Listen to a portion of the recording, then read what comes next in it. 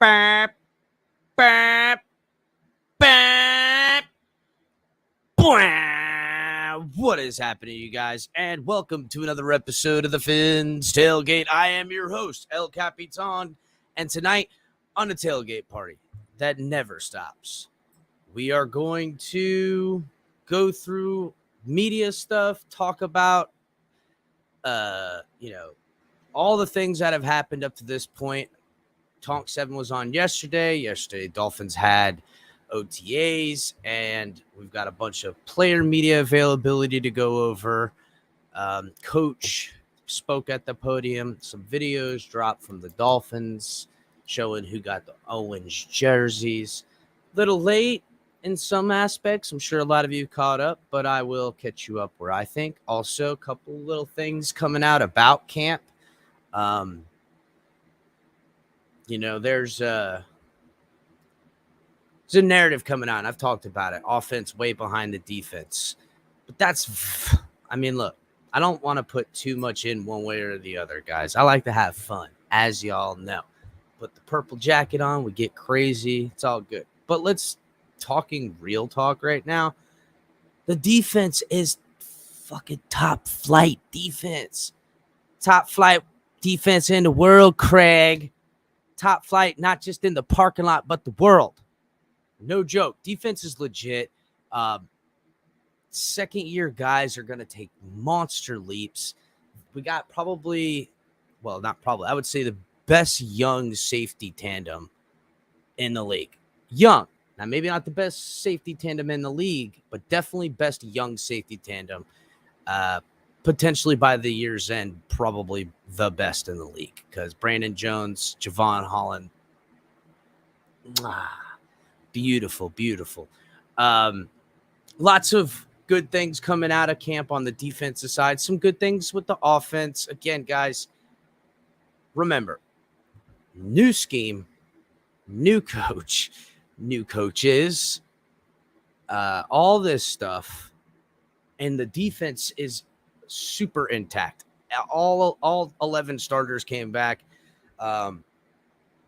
And young guys are getting snaps like Phillips and Holland, and those guys, oh boy, don't be surprised if by week 10, 11, 12, when Defensive Player of the Year rumblings coming around, if there's not at least 2 Dolphins names that are on there, and Javon Holland and Jalen Phillips might be 2 guys that just get that little bit of So we'll go into these videos. We'll talk all kinds of nonsense.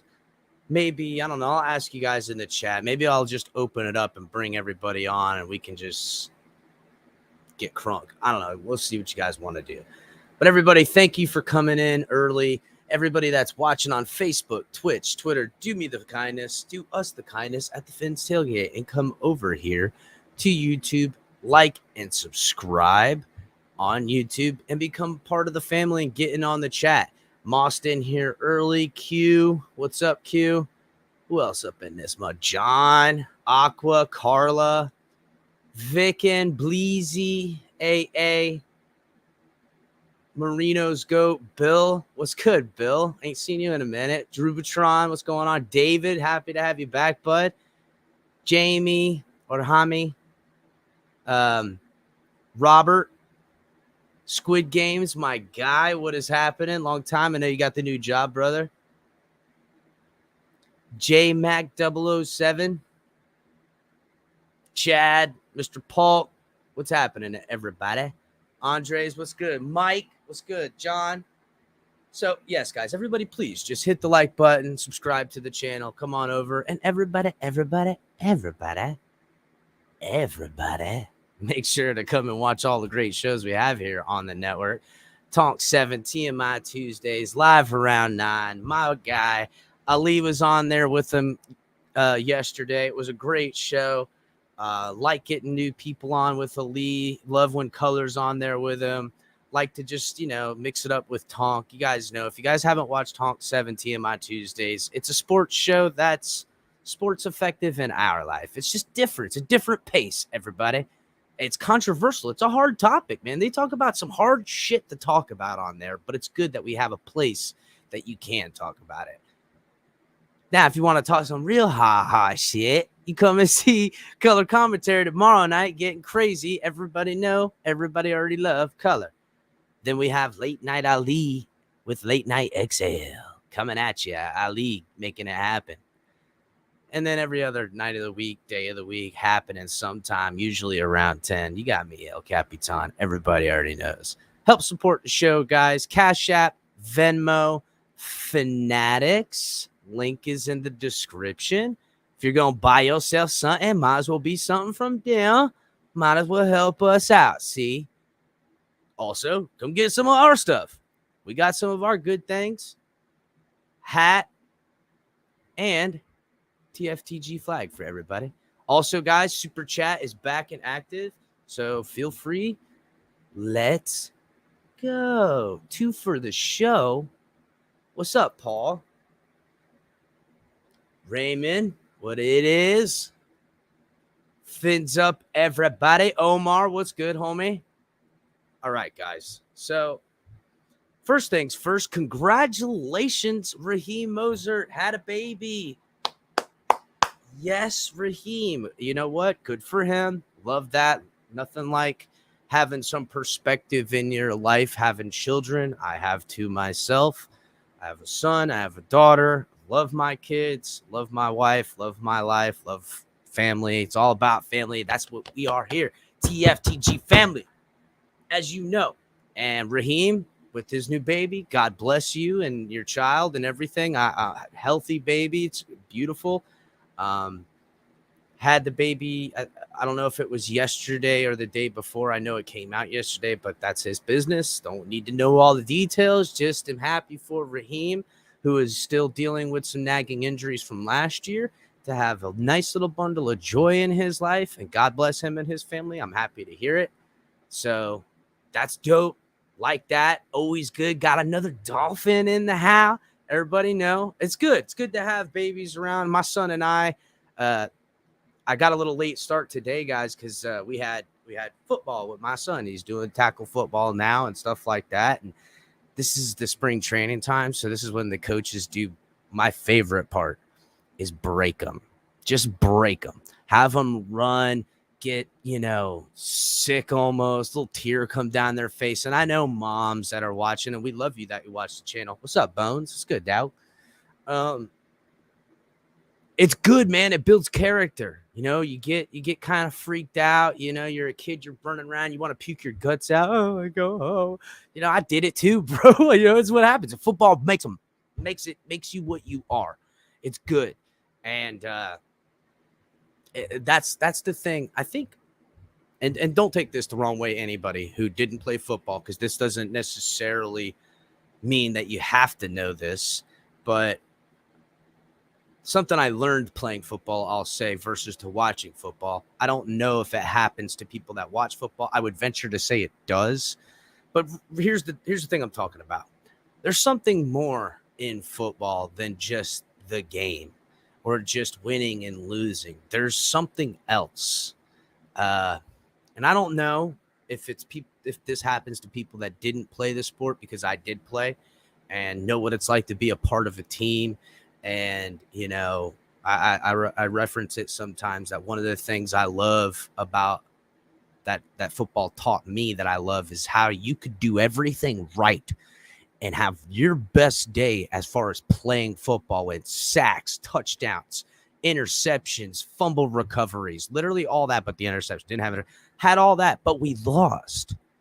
And you still you kind of feel good about yourself for all the good you did, but bad because you lost. There's this weird feeling of like, am I proud? And then like, what do I have to be proud about? We lost as a team. And then there's times where you got your butt kicked, but it was just a great game. Everyone had a fun playing. There's just something else learned in football playing it something else that I learned about this camaraderie, this battle, this family stuff. So when Raheem Moser, having a new baby and being a part of our team, I just can only reflect upon all the good things that come from it.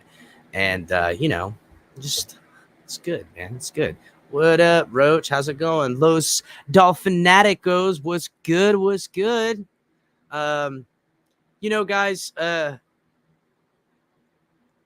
it's good to, for Raheem, lot. Sorry, I got off on a little bit of a tangent there. Spiraling out of control with the El Capitan nonsense. Yeah. One for all and all for one.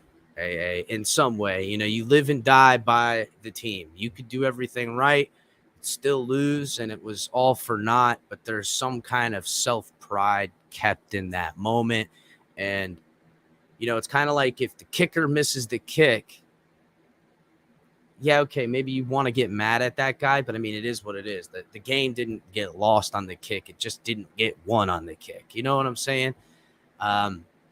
So there's something else learned in life. My son's playing football now, so I'm excited about that, as you guys can maybe tell.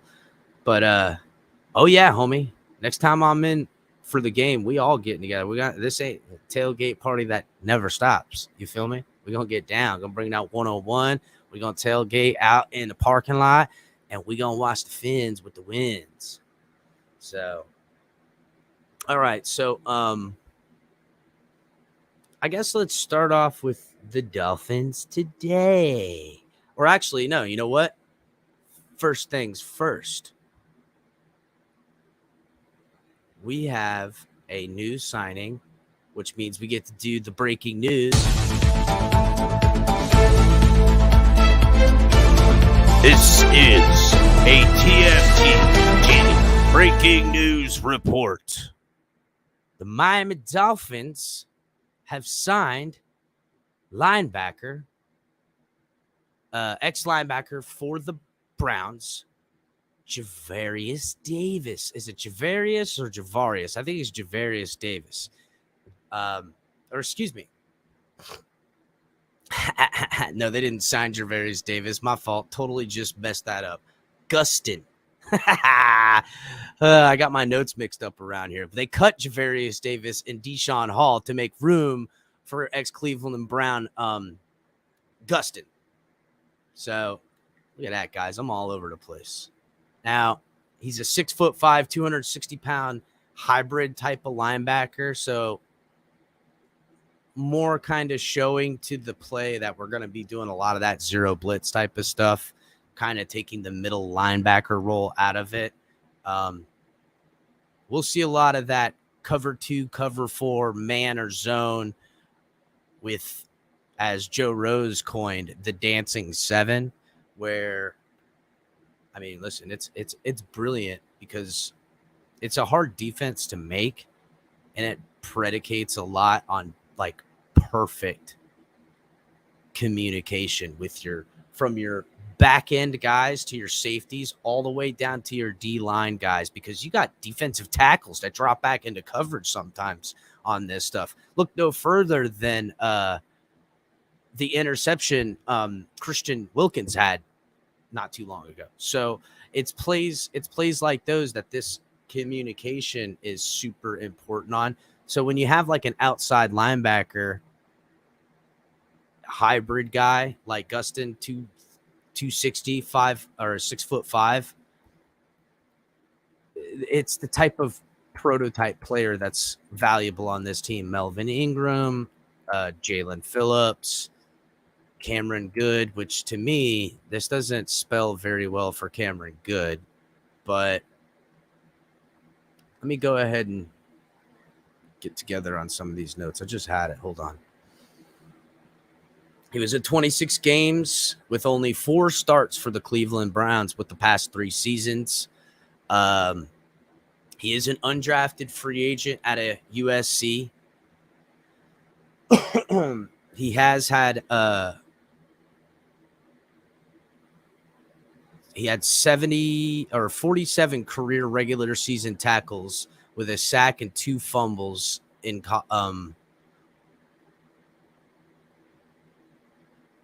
let's see, hold up. Yeah, he's 47 career tackles. So he has 47 tackles, 1 sack, and 2 fumble recoveries. He did appear in 2 playoff games with the Browns. And in those games, he recorded a tackle and an interception in the Pittsburgh Steelers game, which was off of a pass defended deflection.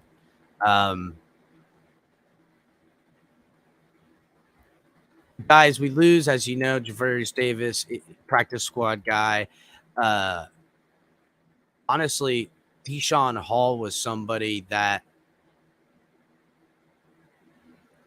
when he came out, I was kind of high on, but obviously they're not, because this is the replacement for him. They want to see if they can get some more out of the bottom of their roster. It's good to see the team continuing to churn that bottom of the roster to keep things competitive. I'm not gonna lie, guys. This guy isn't a slam dunk to even make this roster. I know we can get we see linebacker and we're thinking, is this a guy that can compete? Maybe. I mean, Brendan Scarlett, Duke Riley, Sam McGuavin, and Gustin, these guys are all fighting for who can be the most multiple, which is good. Competition is important. Our linebacking unit was a sore spot last year, and this guy, undrafted, clawed his way to a starting role, and now he has a chance signing with the Dolphins to maybe have a starting role, or maybe not so much starting role, but become a role player and take somebody's job. You know what I'm saying? So good for him. And we'll keep our eyes on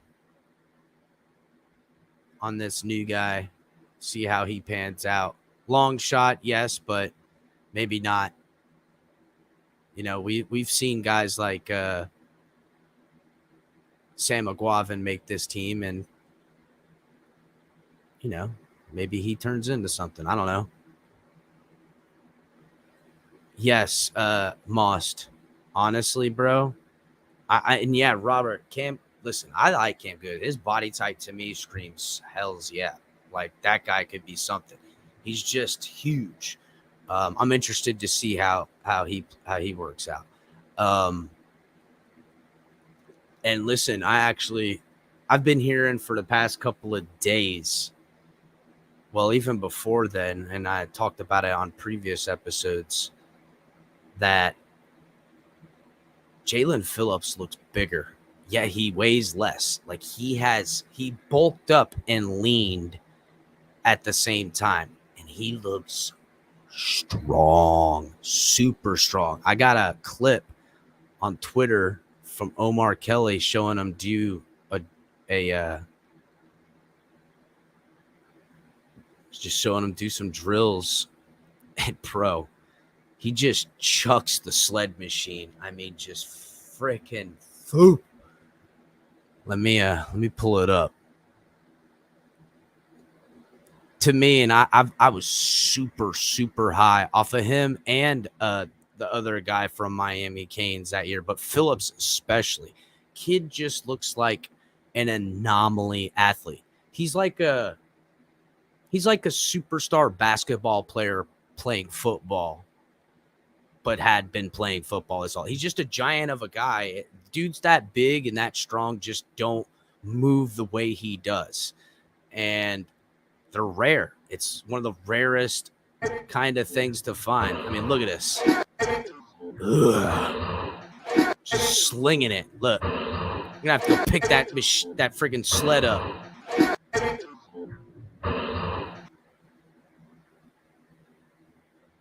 God, bro. It looks like he grew an inch and a half, too. Like, is it me, or does he still look like he looks like he's covered in pads? He's not. He's just bigger and stronger. How? This guy, 10 plus sacks this year? 10 plus? What do you guys think? I mean, Pro Bowl is not out of the question, I think, for Phillips this year. I really don't. I think in more than one way, the slow start, maybe a little bit of a rookie wall he kind of hit there. Definitely being played out of position. But at the same time, I know everyone wanted to see him just pin his ears back and pass rush. But guess what? You ain't pass rushing every dang down. And an athlete like this young man, you kind of got to, get creative with him. It's kind of what the whole defense is about. It's about getting creative and having great communication from the front to the back, from the front to the back, and everybody just being on the same page. So you can drop linebackers, outside linebackers into coverage in the zone, inside the box, while using bracket coverage with your safeties coming down. And because of the corners we got, you can go man to man. This defense is elite, ladies and gentlemen. It really is. Everybody already knows. So I don't see any reason why even projecting just a modest second year for Jalen Phillips, I think that's way underselling. I think he's going to be on the tips of a lot of people's tongue by the end of the year, especially because the Dolphins going to the playoffs. We're going to see him in big games. I just want to know, is he going to come up big? Don't forget, it's Agba that's the veteran. It's Emmanuel Agba that's the guy that's supposed to have those big plays when it comes around. And we got Phillips for them to worry about. And there's somebody else too, guys. Who did we just sign? I don't know. Everybody, who did we sign recently? I don't know. Somebody, he's been around here quite often. He's been around here coming into the building last couple of years. Probably going to play a lot of the same role Emmanuel Agba and Jalen Phillips plays. Somebody we just signed. I know you guys know who I'm talking about. I know who it is. I just want to see if you guys are paying attention. Obviously not, chat. What happened? No, Scummy. It's not Jeffrey Epstein. Jesus, Scummy. God bless it. Scummy taking it too far. No, guys. Melvin Ingram, everybody. Thank you. Yes. Baptista, thank you. Yes.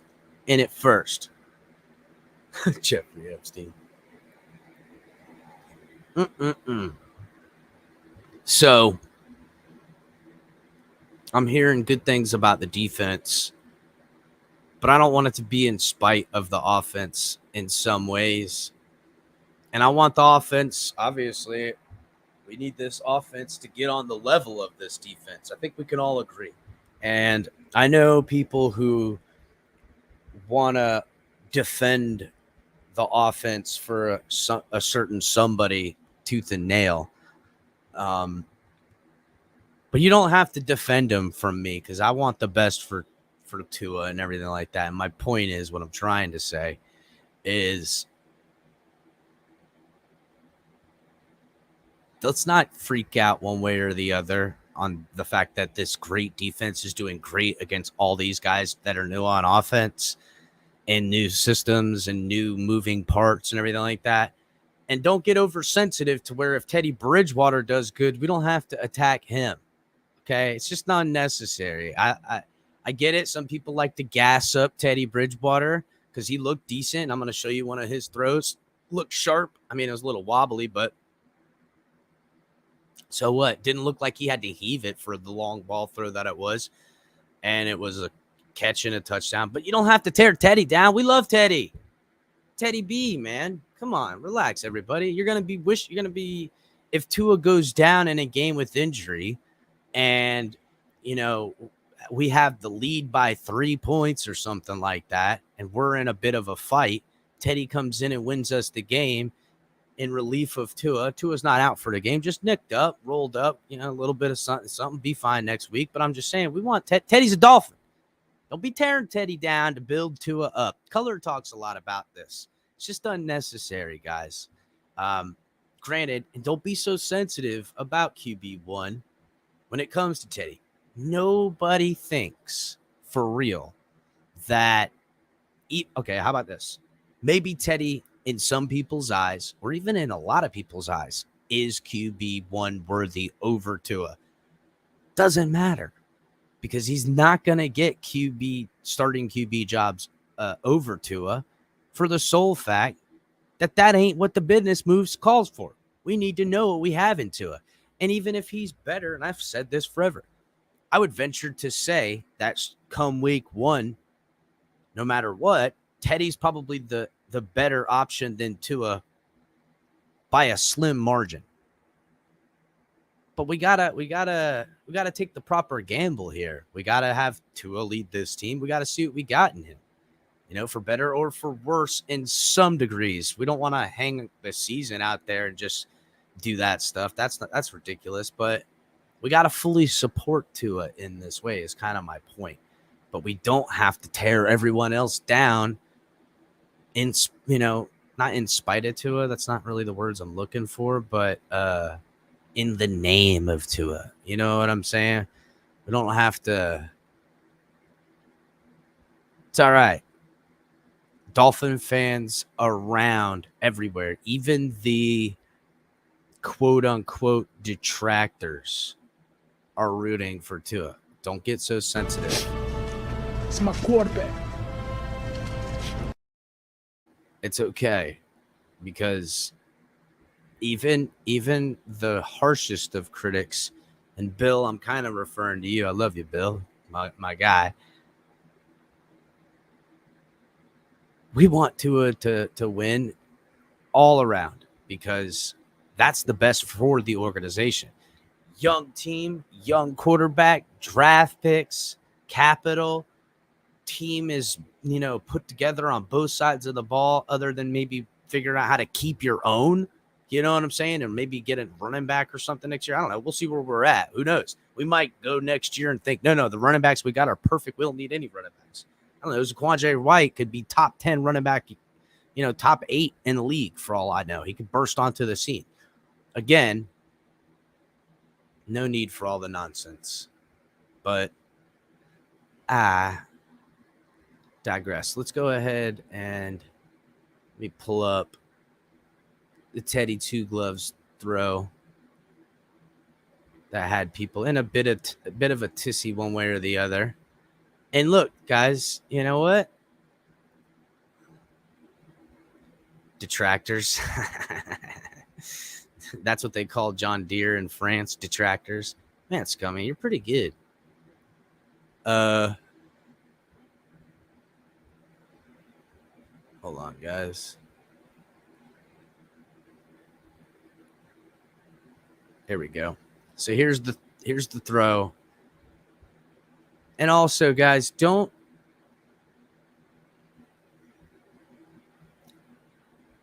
Thunk. Looked a little sidearmy throw too, didn't it?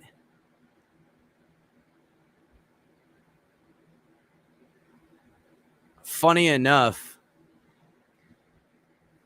Teddy Bridgewater's been talked about coming back to the Dolphins by Dolphins fans, by ownership, by GMs that have been around here for years. For years. Good to see him back in Miami. We don't have to go, Teddy's terrible. Just like when people were ripping Tua for his throw that was wobbly and trying to do that. That's weak too, bro. Like, relax. Chillax, homies. Hold on, let's see if I got. Yeah, here come Raekwon. Orange jersey Raekwon out there. Yeah. And by for everyone who didn't know, Raekwon, big time Alabama country. Freaking Clayton Fedulum making this snag right here. I don't know how this guy stays on the football team, but he must be one of the greatest leaders on or off the field and do like everything. I don't know what his deal is, how he continues to stick around, but I don't want to begrudge what the man does, because I mean, obviously they think he's worth top 53.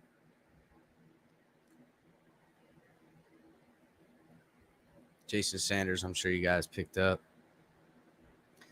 Here goes Raekwon with his orange jersey, just looking fast, the big man.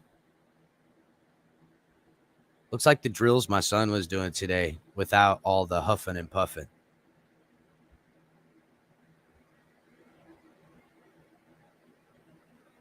Here's Tua. And then also people were dogging on this pass from Tua. Going, well, first of all, they were like, God, what is wrong with the Dolphins media? Like, out of all the passes he threw, all it is this little quick hitch, like quick pass they could have showed us. And then people on the other end of that coin are like, they're like, yeah, that's the only pass Tua made that was any good, was a quick pass like that. That's funny. Who's brown nosing, Carla? My brown nosing? You calling me brown nose? No, not me. Must be talking about somebody else. They were like, yeah, Tua couldn't make any big arm throws. That's all he's got is a short, quick pass like that. Does it kind of looks like just a quick little drill set? You know what I'm saying? Like they're all standing in a line right there and just doing little hitches. Yeah. But again, I think it's funny. I think it's funny, the banter back and forth. And oh look, there's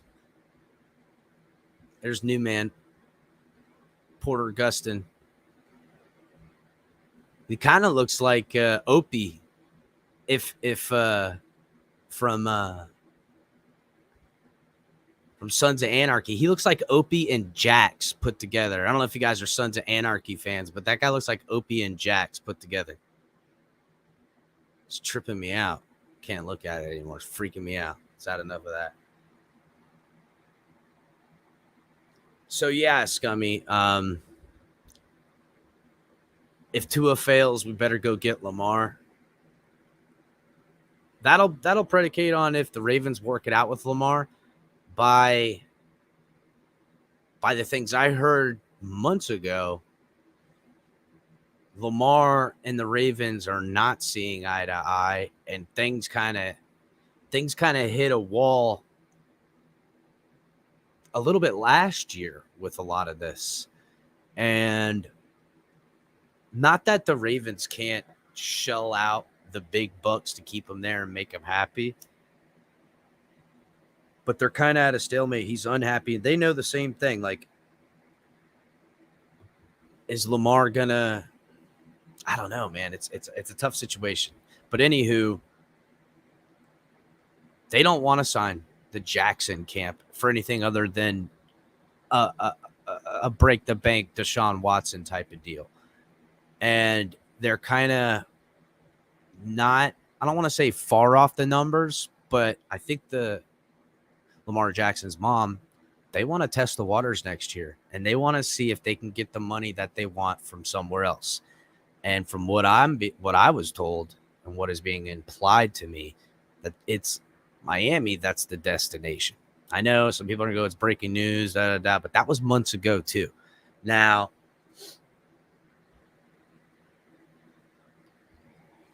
is the Dolphins going to be on the other end of that receiving option? We'll see. But I think they're waiting to see too. But don't think Lamar's the only person looking at Miami with, love in their eyes. There's a lot of quarterbacks, thinking about the weapons and the chance of winning here, plus the money that they'll pay you. They'll give you the money. So, just saying. But for now, Dolphins are doing the smart thing, sticking with plan A, going with Tua, and making certain one way or another with Tua. And it's the right plan, because if it works out with this quarterback now, we're in a great position to continue to build for a championship, for a Super Bowl, to be champions. God, guys, could you imagine? Do you imagine winning the Super Bowl? All right. Anyhow, let's go ahead and open up the whatchamacallit thingy. You got something to tell me? What's up, Gio? You got to hop up here and tell me, or you got to holler at me later? What you mean? You got something to tell me?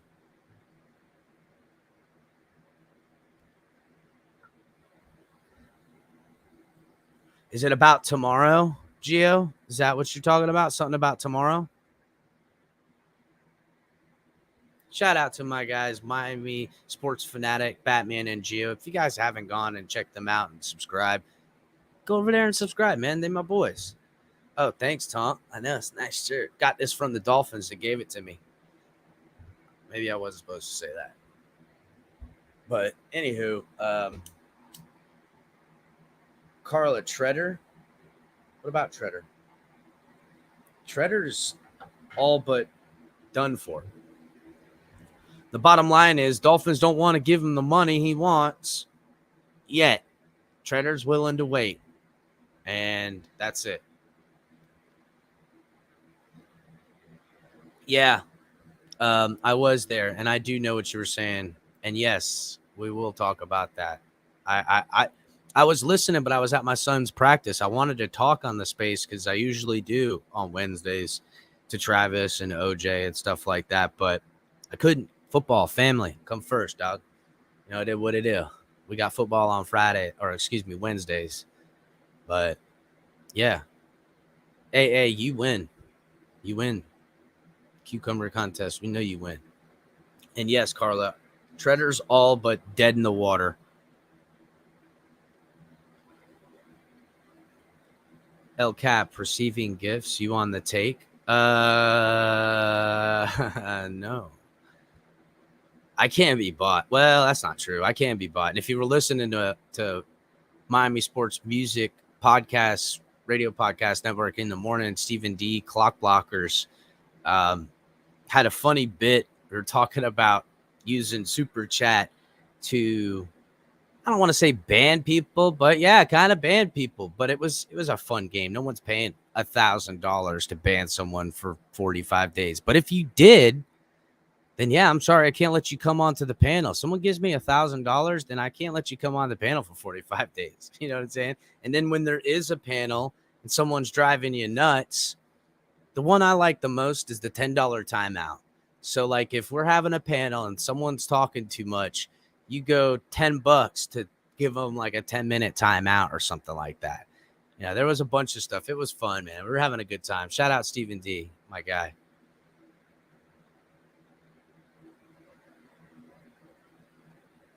Oh, yeah. And you know what, Gio? We're working angles on every end, as you know. I haven't. I'll talk to you about it later, Gio. Something else. Something I'm working on. I'll let you know. Easily bribed, but I can be bribed. You know what I'm saying? So, all right, guys, let's watch. We'll watch some of the Dolphins press conference videos. I got tons of good articles. Everybody in here right now, hit the like button, please. And if you have not shared the show with people or on other social medias like Facebook, like Twitch, like Twitter, that you are on platforms, take the show, grab the link, share it, tag people in it, help us grow. It is the downtime. Subscribe if you're not subscribed or if you're new. Always like the videos on YouTube. Other platforms come over and, be a part of the family. Get down. And yeah, Robert, easy but not cheap. That's right. I like that. I'm easy but not cheap business. So what's up, Concrete? How'd it go, my man? So let's go ahead and crank this. If I can get it to share.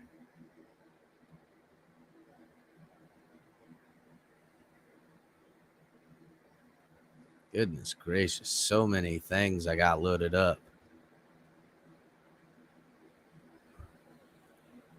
Kimmy B. Let's go, Kimmy B. Pressure coming. Intercepted in the end zone.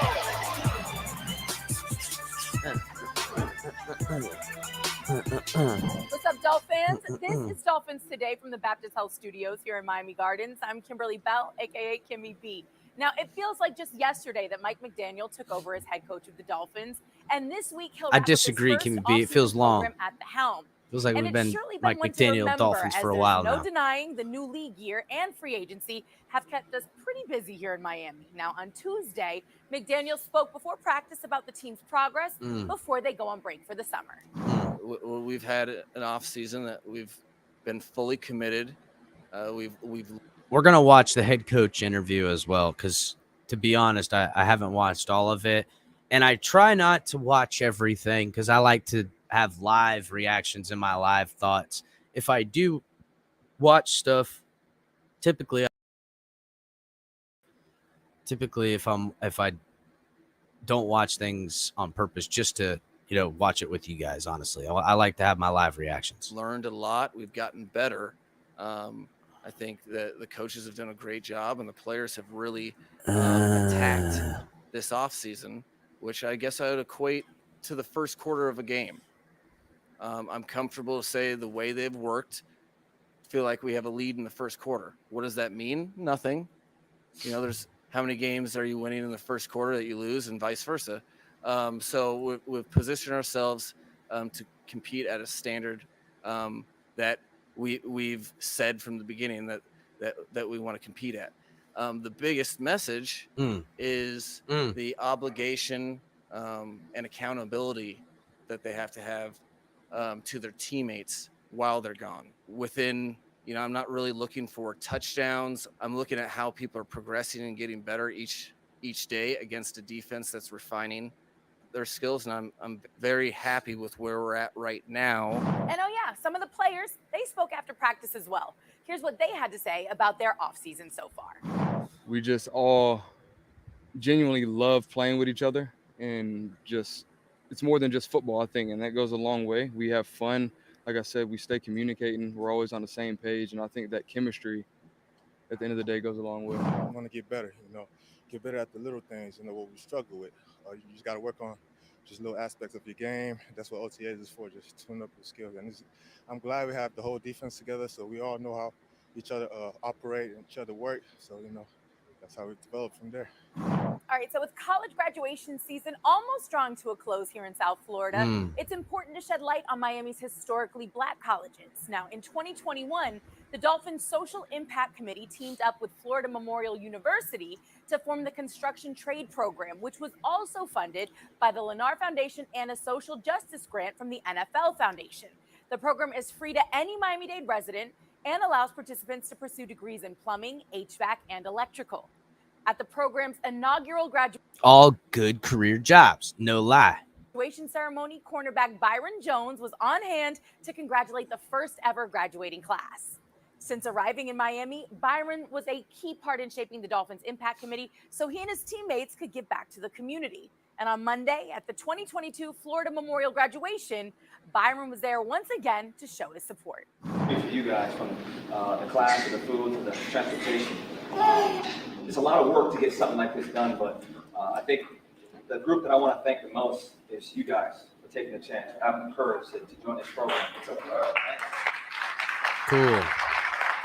Good work, Byron. as Jason said, this is a relatively new program. This is the second year of it, and you guys took a chance. You guys took a risk to come outside your house. So I don't know if you guys could see that. Founded in 1979, the Florida Memorial University. Took a risk to come outside your house every single day. I'm sure you guys had things to do, but you guys showed up here on a daily basis. I'm not sure exactly what the daily basis is now. You showed up consistently. I'm sure you saw classmates come and go. I'm sure there was time you didn't want to show up, you didn't want to study, you didn't want to do the homework, whatever, but you're still here. And in case you didn't know, this was the final week of OTAs, which also meant it was the last chance for the players to prove their worth and earn that coveted orange practice jersey. Well, Tyreek Hill got the week started off with a bang on Monday, and you can tune in later this week to find out who the final two recipients are. That's going to do it for this episode of Dolphins Today.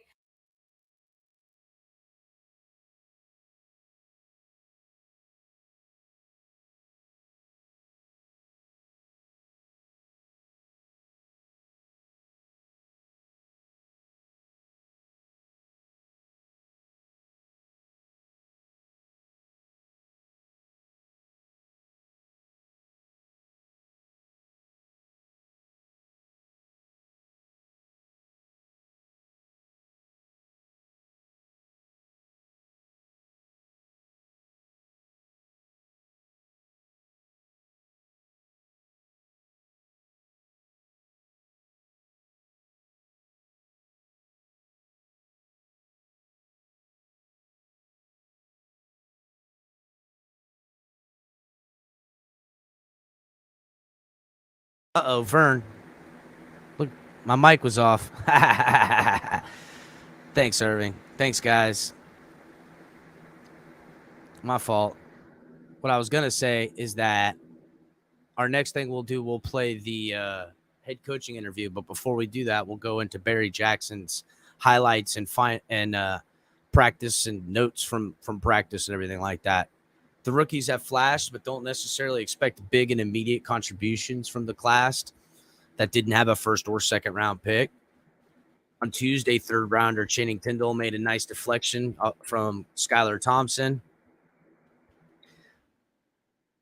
But he was then beaten by Salvon Ahmed on a wheel route on a perfect throw from Tua, mind you. That might have gone for a long touchdown if it was in the real game. Something that we've seen last year at practice out of Salvon Ahmed, him out of the passing game, especially on like a wheel route. I can almost literally take that paragraph from last year and stick it in. The problem with Salvon Ahmed is that it seems like when the pads come on, I never get to see the guy again. Never see anything from him. I'm really pulling for Salvon Ahmed because, I mean, like a lot of people, it's do or die now. Tindall has a ways to go to beat out Duke Riley for the number 3 inside linebacker job. Riley has looked really good. Perhaps defensive coordinator Josh Boyer can carve out a package for both of these guys. 7th rounder edge player Cameron Good got pressure on the quarterback on at least one play last week, but expectations are modest for the 7th rounder, obviously. And this is before we just signed the new guy from the Browns. 7th rounder Thompson has shown some skills in practice squad developmental level. He does hold on to the ball a little long at times, but you can't fault the young man for trying to look for big throws, knowing he's clawing up a depth chart right now and gonna need to do anything he can to impress. I doubt he'll make the 53-man roster, but he'll probably clear waivers. 4th rounder receiver Eric Ikuzama caught 2 passes, including a 20-yarder on Tuesday. Zaquandre White has displayed a burst that made it easy to understand why he averaged 6.2 yards a carry on 102 attempts from South Carolina. And I've been hearing some good things about Zaquandre in the running game, and I actually have something here from my little bit of my inside notes and stuff like that. But the running backs out of this scheme are starting to show up on offense. something that was talked about, that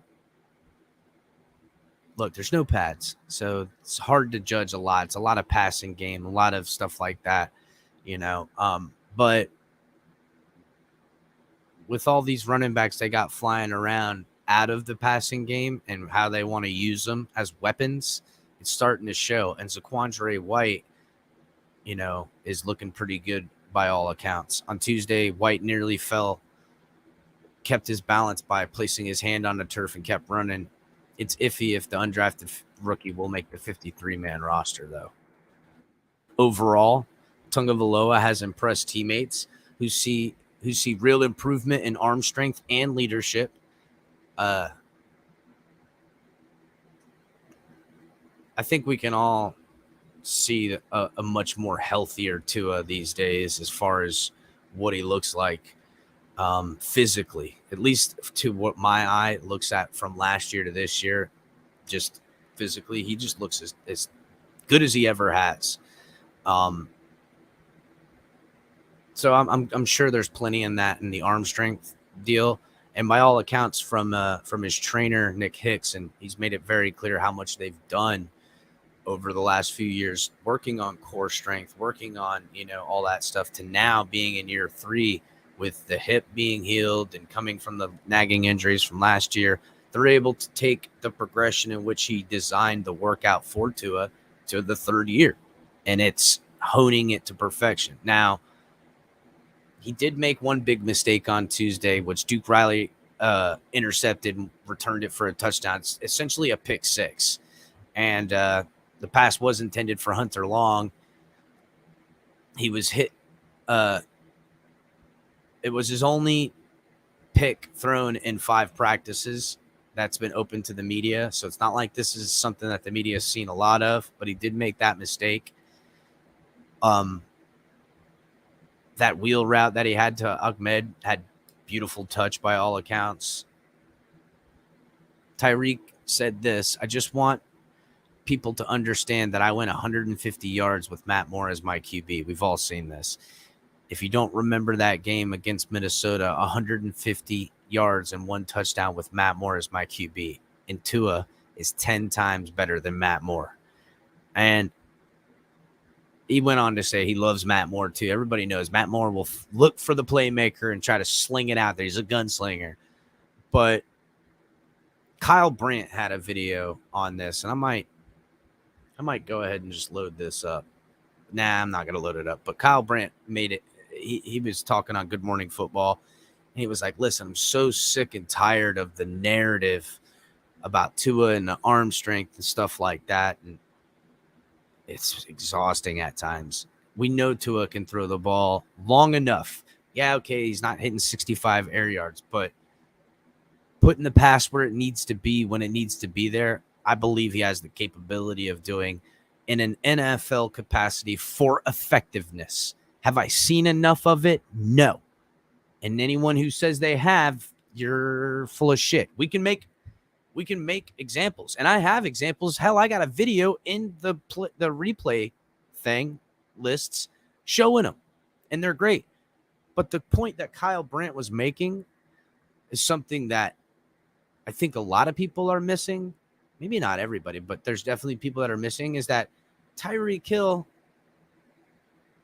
yes, he's a home run threat, and yes, he is a deep threat.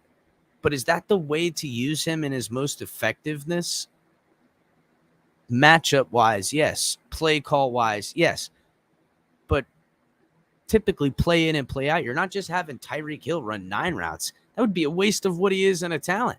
What you really want is him working inside, outside, outside to inside, shaking and baking fools off routes and creating space in the zone or beating man coverage to just get wide open passes, to make defenses pay, to then draw extra attention to allow other people to eat. And with Waddle and Tyreek on both sides, opposite sides, in the slot, one out of the backfield, shit, I don't care. Put them both in the backfield out of the power eye.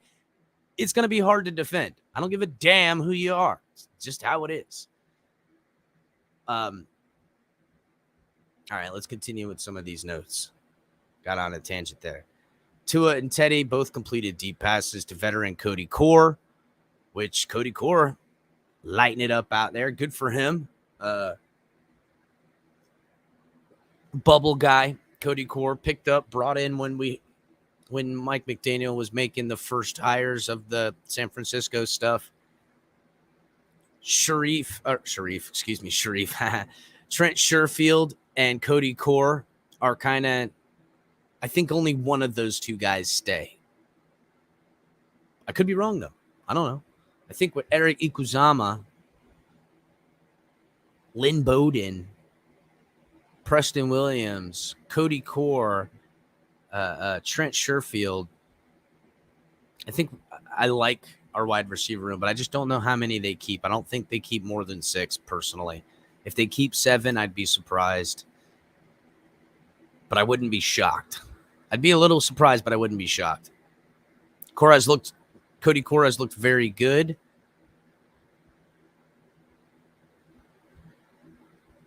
Oh, look, it says here, but neither play counted because of a penalty on one, and Sam McGuavin would have had a sack on another.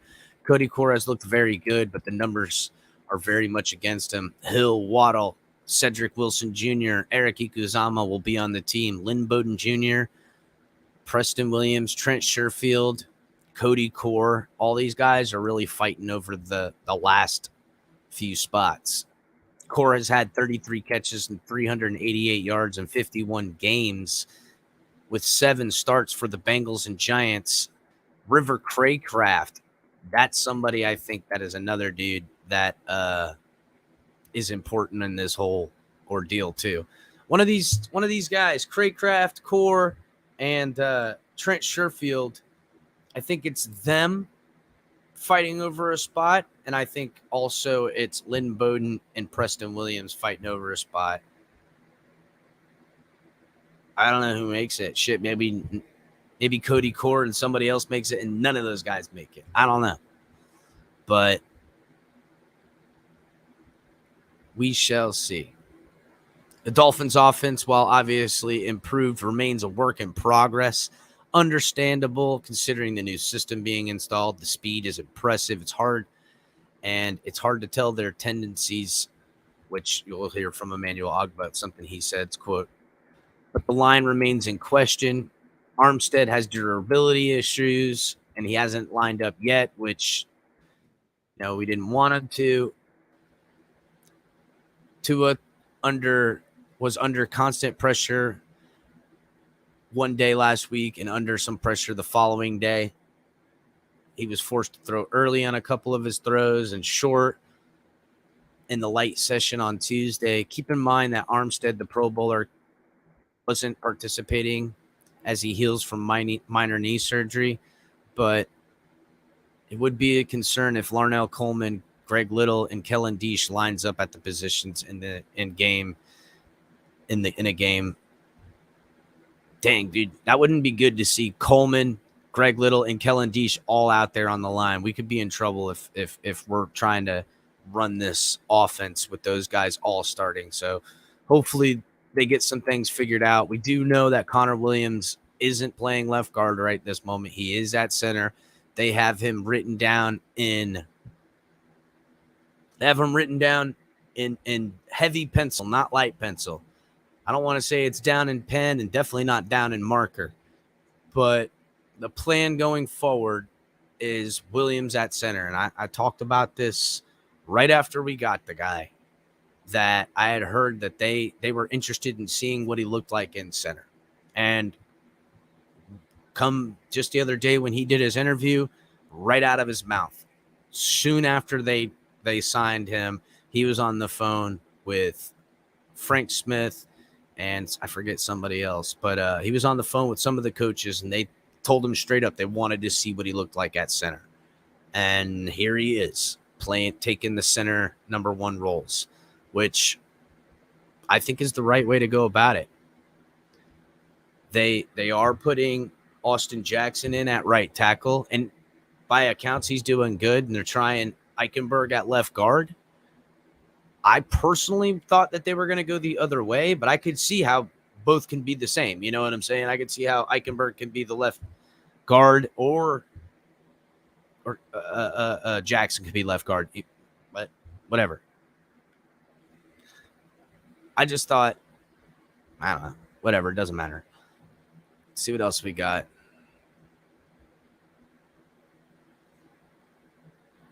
All right, I'm not going to read all these because this is stuff from the interviews. We're going to be able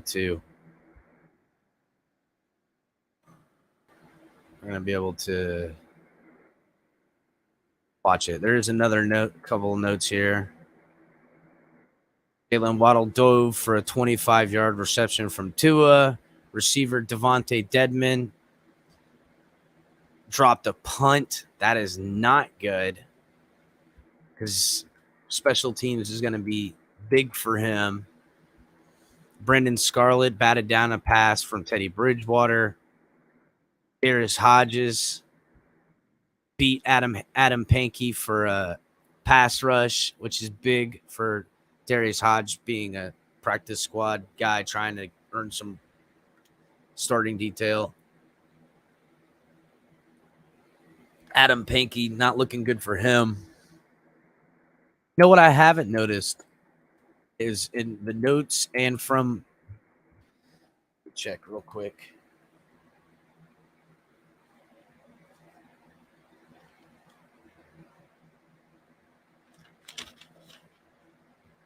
From my notes and from some of my insight, I haven't heard any bad things about Greg Little. So I know the offense has had their struggles against the defense again, like I expect, but I haven't heard anything about Greg Little. I know in this article here they were talking about it would look bad if Larnell Coleman, Greg Little, and Kellen Deesh lines up at the position in a game next season in place of Armstead, but I don't know. I haven't heard anything bad about Greg Little. But yeah, Greg Little from Ole Miss. That's it. That's right, Bleezy. Your boy out here. Everybody, make sure you're hitting the like button. We're reaching the hour 2 of the show. Make sure everyone is hitting the like button, subscribing to this show. If you're watching on Facebook, Twitch, or Twitter, come over to YouTube. Subscribe to the network. Make sure that you're catching all the great content that we have here on this show. Talk 7 CMI Tuesdays, live around 9. Just a great sports show, life show about how sports affects life, everything under the sun. Tomorrow night, we got late night color commentary. Everybody loves color. Come by, hang out. Going to open it up, I'm sure, after he does his rundown. This weekend on Saturday, Late Night Exhale with Ali. Can't wait to see what Ali has in store for us this Saturday. Every other night of the week, day of the week, usually around 10. You got El Capitan, as you know. Cash App, Venmo, The Fins Tailgate. Help support the show. Also, Super Chat is live and in action. Fanatics. Help support the show through Fanatics or buy some of our gear. Link is in the description. Alrighty, so let's go ahead and get this Mike McDaniel interview underway. We'll go ahead and watch it. Then we'll start getting into the players' interviews, and I'll go over some other notes from other people about the practices so we can get other perspectives. Let's start with this interview, though.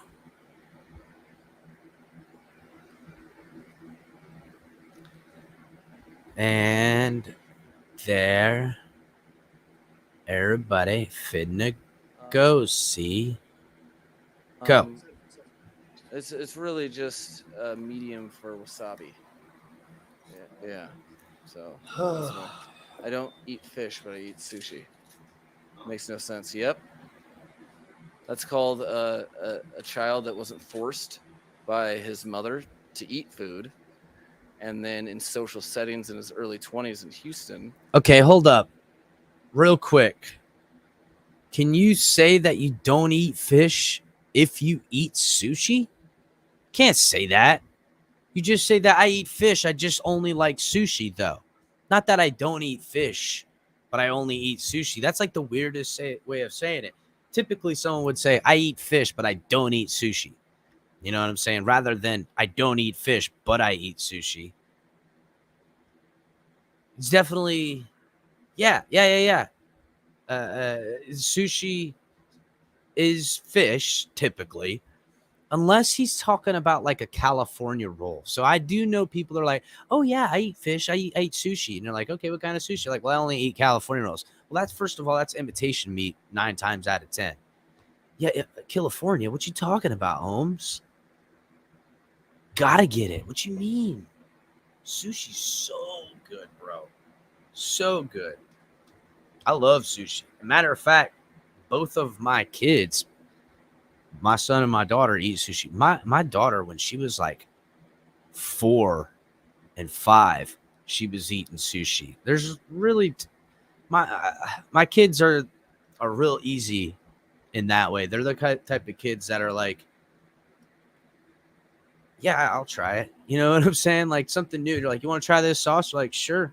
You know, they're willing to try any and all food. It was never a hard time getting them to eat, especially my daughter. She's like, she wants to try different foods. She's always like, hey, man, can we go eat some shark, Dad? I'm like, no, we're not going to get some shark. You know, she wants to try to eat all kinds of stuff. So, all right, let's get back to it. But yes, if you eat sushi, you eat fish. So I would rather he should probably say is that I only eat sushi. I don't like cooked fish. It's like, hey, this is kind of a cool scene.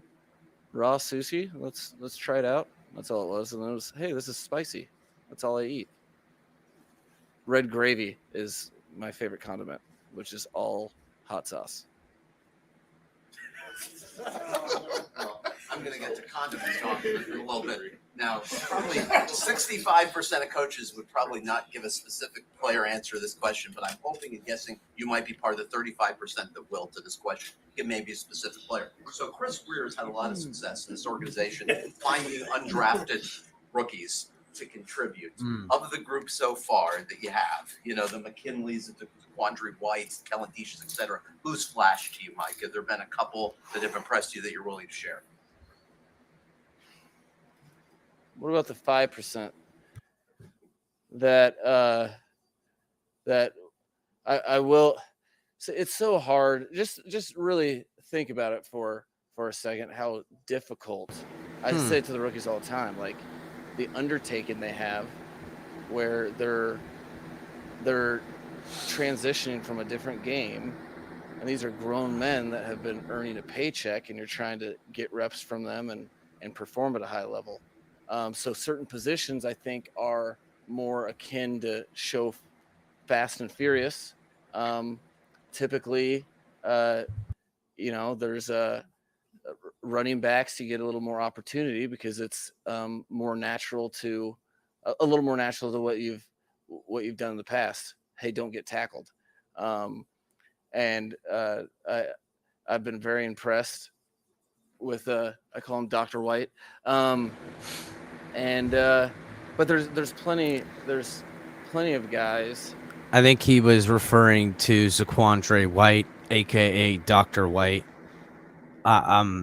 In my notes from people I've spoken to in and around the area, a couple of the running backs have really popped off. They're flashing a little bit, moving, but it's like 7-on-7 drills. Even though they have the line out there, it's 11-on-11, and sometimes there's no pads. Guys are cooking it. Even you know, Sylvan Ahmed, like I just said, also Myles Gaskin, all these guys, but you're running through arm tackles. You're not getting really tackled. So, like, you know what I'm saying? I know my NFL experience has afforded me to know this much. Do not make too early of a judgment, and what you're trying to do is really establish, should they have a ticket to the party? Are they, and really our whole undrafted class, there's not anybody that stands out, whether that's from an athletic perspective or just what it takes to be a professional football player. That's the credit to Chris and his entire staff. they brought some young men that are hungry and meet the bar from an athletic standpoint. So it'll be an exciting late summer, early fall. What's the message you want to leave with your players? Good news, Dolphins fans. The young guys that are brought in are making it hard to find out which one of them stays and which one of them goes. As the offseason program comes to a close and you go a while without having them in the building. This is a cool opportunity that's uncharted thus far. And, I talked to these guys a lot, put a lot of thought into this. We've had an off season that we've been fully committed. We've learned a lot. We've gotten better. I think that the coaches have done a great job, and the players have really attacked this off season, which I guess I would equate to the first quarter of a game. I'm comfortable to say the way they've worked, feel like we have a lead in the first quarter. What does that mean? Nothing. There's how many games are you winning in the first quarter that you lose, and vice versa. So we've positioned ourselves to compete at a standard that we've said from the beginning that we want to compete at. The biggest message is the obligation and accountability that they have to have to their teammates while they're gone. Because the one thing that has stood the test of time is if you don't come back in not training camp shape at the beginning of training camp, you make yourself very vulnerable to soft tissue injuries, which puts you 2-3 weeks behind. And more often than not, when it's all said and done, players never catch up because that's how tight of a race it is. So the spending time with your family, getting away, recharging, but also understanding this moment and what your teammates are counting on you to come back, and the Miami Dolphins organization is counting on you to come back in full shape, form, and desire, so that the cream of our team rises to the top, and whoever the best person is at every position, they're giving us. I'm going to stop right there and I'm going to rewind it a little bit. But, he's talking about downtimes coming for all these guys. And by all accounts, practice yesterday was a bit of a walkthrough. But you don't want these guys trying to hurt each other. Nobody, you're not doing what's those drills? I can't remember. Anyhow, it's not like you got pads on and you're doing hitting drills or anything like that. You're not trying to have guys get overexert themselves, hurt themselves. It's all about learning. I know some of these young guys, they're trying to show out, and that's good because, like he said, don't come back here not prepared, because everyone wants to be on this football team badly. Young guys, undrafted guys having the long shot are trying to make their presence felt to win on this football team. And what Mike McDaniel just said there is that it's, especially in the running back room, they're making it kind of difficult. So I'm sure we'll be getting reports, and I'll be talking to people that are, sources about some of these younger guys during this downtime still hanging around the building, coming in, working out, running drills, working together. This is the time that Teddy Bridgewater usually has all the wide receivers from the entire NFL meet him in South Beach to do drills. We'll see if that continues. I don't see why it wouldn't. And we'll also see, who's there and who's in the facility, all that other good stuff. You make yourself very vulnerable to soft tissue injuries, which puts you 2-3 weeks behind. And more often than not, when it's all said and done, players never catch up because that's how tight of a race it is. So the spending time with your family, getting away, recharging, but also understanding this moment and what your teammates are counting on you to come back, and the Miami Dolphins organization is counting on you to come back in full shape, form, and desire, so that the cream of our team rises to the top, and that's nasty. Whoever the best person is at every position, they're giving us the best chance to win. Mike Tua said he's never had a coach like you from the positivity standpoint. Can you talk about that a little bit? Was that like a pillar for you mapped out when you thought about what you wanted to be like as head coach? And also, is that like a conscious effort you take into your strategy? I would say I'm just a positive person, only because there's, I'm the way I see the world is you're about the things that you can affect moving forward and about being present. I wouldn't say that I was really approaching it like, hey, I want to be the positive coach, because I don't necessarily think that I am. I know that's how people take it from afar, but really I want players' sole focus to be getting better at their craft and being the best player they can be. So I feel as though if you're able to be yourself, that's one less thing you're thinking about that's not getting better and perfecting your craft. So that opportunity comes. So where does, well, I guess if you're a good coach and you see that a player being themselves is someone who's not worthy being on the team, kind of put the ball in their court while also making them feel comfortable. It's going to be interesting to see how his players coach versus to the last guy that was militant. Again, it's a honeymoon period. I hope it works out. Whether it'll be real and be long and sustaining and or working out is yet to be seen. Cost is something that's important to me. So I want players to feel like they can be themselves. I also think that concerted effort in a group forum, hence team sports. That's right, Bleezy. Don't Adam Gase us, bro. Venture is fun. The grind is fun, although in the present, sometimes it doesn't feel like it is.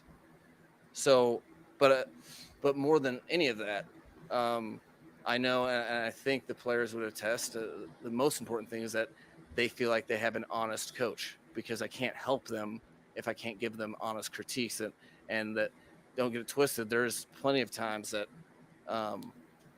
so that's an important thing, because listen, these guys are still in the coach being pseudo father figure role.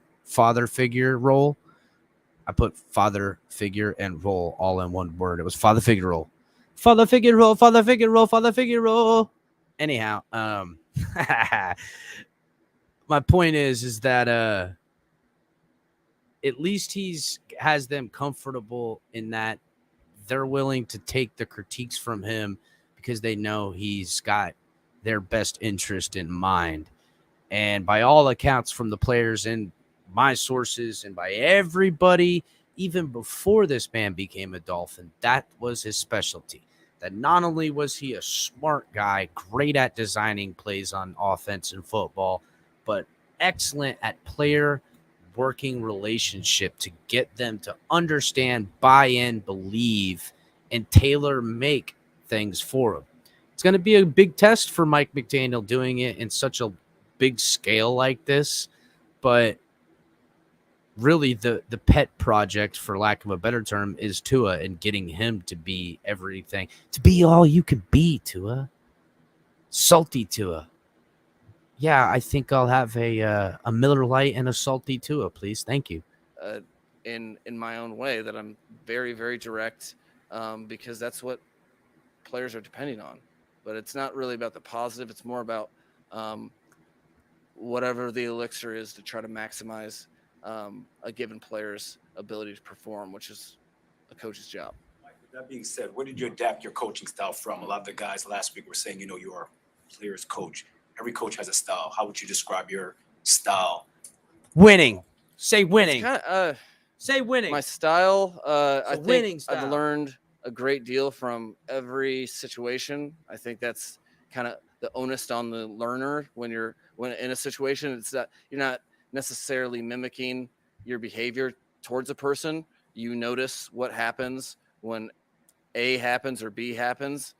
For me, I just want there to be no question from any player what my intent, objective, and where my motivation is coming from. So, you know, you don't really pattern yourself after anyone. You get used to that when you grow up as an only child with a single mom. I didn't really have an example on like how to be a dude or have, whatever that is. And that's kind of manifested itself in my professional life where you take things from each and every walk of life that you have. But I would say that's probably different just because I've never really patterned myself after anybody. I just kind of, I gotta say, sometimes, Flo, when we would interview Flo, he would kind of irritate you with just the coach speak, and he kind of always had his chest kind of poked out, kind of like, don't find me in a phone booth, don't meet me down a bar, dark alleyway type of thing. Intimidating. It was irritating. Nothing. Candidness, totally with Mike McDaniel. But then there's sometimes, like Sweet Jump says, there's sometimes he's just talking. I'm just like, and I get it. He's supposed to do that. He's supposed to give these wordy, crazy answers and say nothing. Very politician-y. The platitudes. Yeah, he just kind of like, I don't know. And yeah, I seen that, Carla, Flo and being a little humbled and stuff. I don't know. We'll see. I don't trust that fake humble from Flo, to be honest with you, Carla. I'm honest with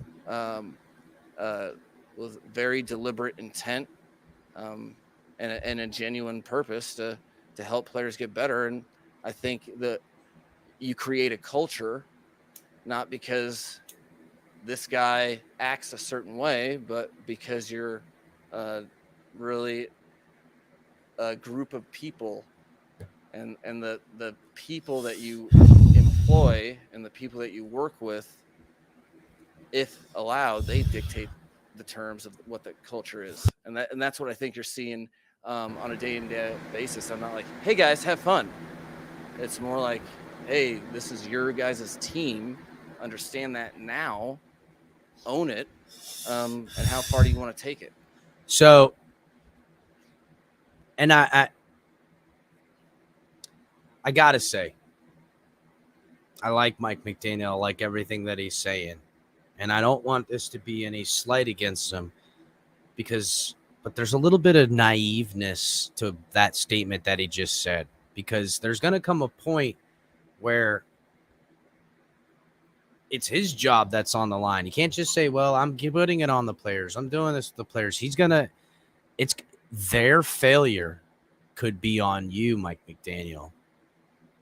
Now, I want to see him stay this way and get it done and be the guy that he is. But, again, it's going to be interesting, and I don't want to see it this year. I'd rather never see it, but we're going to, as we can expect, Dolphins fans. What's Mike McDaniel going to do when adversity hits, whether it's somebody goes down with injury, down late in a game, mishandling the clock, mishandling timeouts, criticism, losing streak of 2 or more games, just something to see how he handles it. I'm hoping that we don't have to find these things out till next year, because we're like, oh my God, this guy's got all the answers. And we've heard this mystical Mike, you know what I'm saying? His ability to predict plays. But let's continue. And the results are a collection of young, hungry individuals that it's June, so we haven't played a game. But for where we're at right now and the way they're coming together, I'm very pleased at this part of the process. Mike, kind of following up what you said earlier about encouraging guys to be themselves. A lot of times you hear coaches talk about no one's bigger than the team and team. Like, have you viewed the concept of maybe individuality different as you kind of see a new era of players? No, I think individuality is more celebrated as a culture in general, and I think people are more receptive to that. But don't get it twisted. The number one rule that we have on our team is protect the team. There's nothing greater than that. But I think you're Okay, so protecting the team, nothing's greater than that, but winning, I don't know. Like, again, I know I'm just playing cynic here, guys, and listen, there's a lot of days between now and the next time we have relevant football, even when they come back for training camp late June. I'm going to have to fill in a lot of this. So please, guys, forgive me if I go down rabbit holes that are going to make people uncomfortable with how I critique players on the team, coaches on the team, my insane conspiracies that I'll pull out of thin air. Just know that it's the purple jacket talking. The whole total parts of what you become is an accumulation of the individual pieces, and those pieces, you're just trying to maximize what you can contribute to the team. And I feel like there's a certain degree of liberty and investment, and for lack of better terms, you're taking that opportunity cost of thinking about how does someone want me to act and applying it to what is my job. And you have to stay within the what's in the best interest of the team. But there's people shouldn't have to if they have honest intent, if they're accountable and you can count on them, and their purpose and drive is correct and of high esteem, then who am I to say you should act one way or the other? If I was policed that way, I don't think I'd be hanging out here standing at this podium waiting for questions about condiments to resurface. Which still are on the way. I was going to ask you, it's good, knock on wood, you have a pretty healthy team. Obviously, you answered a couple weeks ago about Mostert, hoping he'll be ready for the opener. Does it look good for you for Alec Ingold coming off the Week 10 ACL last year as far as being ready for the opener, and any other health issues you need to monitor heading into camp among Tehran, etc.? So, again, I expect Coach to not be so candid here because that's part of his job. By all accounts, Ingold should be ready and set to go week 1. Armstead ready and set to go week 1. Mostert still up in the air. But I think they might play the Mostert thing a smart way. Again, I think, why not? Why not keep one of these younger running backs, put Mostert on IR, and get him back in the middle of the season? Just a thought. Don't be surprised when it happens, Dolphin fans, because I've been talking about it forever. All the guys, our medical staff does an outstanding job. We've been very, I wouldn't say cautious, but we've tried not to push the envelope, and we all have scars, and quite frankly, the guys that have been hurt are accountable pros that want to play worse than we all want them to play. I can promise you that with a fact. So there's nothing that's concerning us at this time. I feel very fortunate, but that's to the credit of the players, because we're working very hard, but they're also working very diligently to protect each other while having fast-paced practices. I wanted to ask about Tua, and I know a lot is brought up about the arm strength and such, but what are your thoughts on him inside the red zone, inside 30, 35 yards? What did you think about him watching film before you started working with him, and what's it been like now since you got? Well, from a football standpoint, the we've spent a considerable amount of time emphasizing the first and second down portion of our game for a multitude of reasons. One of the being that there aren't pads on. But I don't necessarily see as far. Yeah, Mike McDaniel's like, all right. He wants to answer this question, wants to tell people the right things. But in the reality, there's things that are being worked on with Tua, and he's still a young quarterback with, sorry to say, not a lot of experience in the NFL. New system teaching him. It's hard, and he knows that it probably doesn't look the way people would like it to look right now. But that's okay, guys. It's still learning. I expect. Now, I'll tell you what. If come deep into training camp and they're, getting close to roster cuts to 90 and we're still seeing and hearing the same things from Tua and stuff like that, that's not going to be good. That's not going to be good to see and hear those things. Then it's time to worry. And really, maybe we will have a QB battle on our hands. But let's continue. As far as his game, I think his skill set, it tighter areas only enhances his ability. He's an accurate quarterback that that really knows how to place the ball where he wants it to be placed. And all the red zone is to me is the defense is defending less amount of the field. So you're compressed, and we're still trying to move the ball forward and get in the end zone. So those windows become tighter. The decisions have to be quicker. So the work we have done, I've been very pleased with it. But I see it, unless you are I would say the one outlier for red zone quarterback play is one of the extremes in mobility. You have a super extreme ability to extend the play and win with your feet. Typically, those guys are ranked pretty high. Or you have decisive quarterbacks that know where to go with the ball.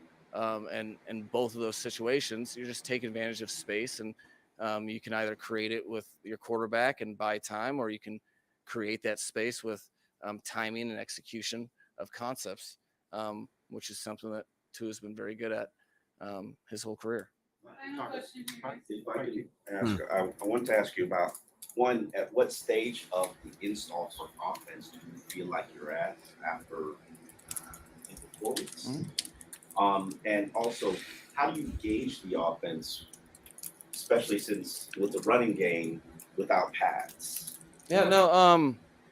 So good question. This being the sixth different team that I've been in the same offense my whole career, and we've just evolved it. This being the sixth different stop, you gain a little wisdom in that, and there's compounding variables that you try to weigh. Well, how good is the existing defense? Is everyone starting from the? That ain't no lie. The defense, and I started the show out with it, guys. Lest us not forget, badass defense playing on the field right now. And even without Agba, Howard, and Byron Jones, not Brandon, not being out there, still fire defense. Like, those three guys being out on our defense is not an excuse for us to not see this defense be on par to what we want to see out of our defense with the talent we've got around here. And imagine if Noah Igbenogany takes that leap, y'all. Imagine if he takes that leap. Imagine if Noah is a factor, a gamer. Noah, 4 interceptions, 8 passes batted down, couple of sacks, gets a bunch of freaking snaps. Man, let's go, Noah. Get out there, son. Do something. The same starting point. Are they taking calculus courses while we're learning algebra? This was an extreme case relative to the other stops, in my career because the defense was very, very productive in returning a lot of talented players. We also had an inordinate amount of additions, so it was a bunch of people learning to play together. With all those circumstances that really, my career has afforded me, I feel extremely happy and confident where we're at. We have just enough taste of what we're good at and what we need to work on. We have a lot of deliberate pros that, when guys are all in it and are thinking about it over their break and spending the summer, getting away and recharging, but at the same time, revisiting all the stuff that they've learned, there's a huge leap, in those first couple of days of OTA. So realistically, I go play by play, player by player. And within, I'm not really looking for touchdowns or how many negative. I'm looking at how people are progressing and getting better each day against a defense that's refining their skills. And I'm very, very happy with where we're at right now, which means absolutely nothing. You know what I mean? But like that, I couldn't, there's a couple plays that I wish we'd make here or there, but overall as an offense, I'm very comfortable and confident going into the summer with what we've had the opportunity to do and who we're going against, which is a tremendous challenge. And on both sides of the ball, I think we've gotten better this offseason because guys come to work and challenge each other, are talented, high expectations, competitive, and try to win the day. So we can't in one way say that this defense is accredited to a lot of the wins the last two seasons, and then also say about the offense that it was lackluster and struggled in a lot of different ways, not just from the quarterback, but injury to wide receivers, bad offensive line play, inconsistency at the quarterback position, whether it was Tua or whoever else we had in there at the time, just inconsistent from the offense in a whole.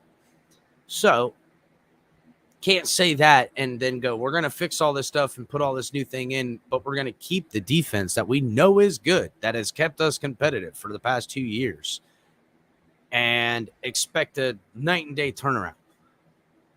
This is where we should be in some ways. Look, if the offense came out and we're just beating the defense down, then we'd be like, uh-oh, what happened to our defense, bro? This isn't good. You know what I'm saying? But I think we want that. It's an offensive league. We want to see our new weapon in Tyreek Hill, Jalen Waddle. We're all thinking in our heads, fantasy points. We're like, oh, yeah, I'm going to get Tua as a quarterback on my fantasy team with Hill, and we're just going to put up points. All this stuff. There's lots to consider, but we're still growing. Now, come after the break, after, training camp is rolling and the defense is still putting it on them, and there's frustration, and believe me, through sources, through leaks, we'll hear what's really going on. No time to overreact. No time to freak out. Just don't worry. Don't worry. I'm not gonna do what everyone thinks I'm gonna do. Flip out, man. It's not necessary. Calm down. Get along with each other. Don't attack each other. Chill. Why can't we all just get along? And we don't have to. We don't have to get along. But we don't overreact. Don't get at each other. It's fun. A long, long way to go to having, number one, relevant football. Number two, the season being made or lost one way or the other. Even come week 4, if the offense is struggling out of the passing game, don't freak out, people, because I've said it from the beginning. This is a run game type of plan that they're bringing in here. The run game is super important. And early on, they'd be smart to make sure to get that run game going. Because the better they can figure that out and get this outside zone running tip-top, then that play action, then they can sprinkle in some RPO. Then as the year goes on, while Tua and the guys and everyone learns terminology, learns the playbook, they start adding layers. They come out, you know that in week 2 you played the Bills doing this. I'm just putting it out. I don't know if we play the Bills, but you played the Bills early on. Well, then you're playing the Bills later on, and they did their film study, and they see that you ran this offset eye and did this fake handoff play action type thing, yada, yada, yada. So the middle linebacker did his film study. He's going to try to step off and get a thing. Well, you're with, and Mike McDaniel's talked about doing this, being, what do they call him? Mystic Mike, predicting that they did their homework. They watched that. They seen this. So we're going to show them this offset eye formation. We're going to make it look like we're going to put that little dump off pass, but in fact, we're going to have a trap back, and it's going to be a shovel pass, and no one's going to be there because the linebacker is going to be out of position. He's going to drift to the left when he should have stayed home, or whatever the case is. I'm just talking out, whatever. But that's part of the fun around here, guys. Been watching a lot of film on some of my free time from San Francisco 49ers and Mike McDaniel.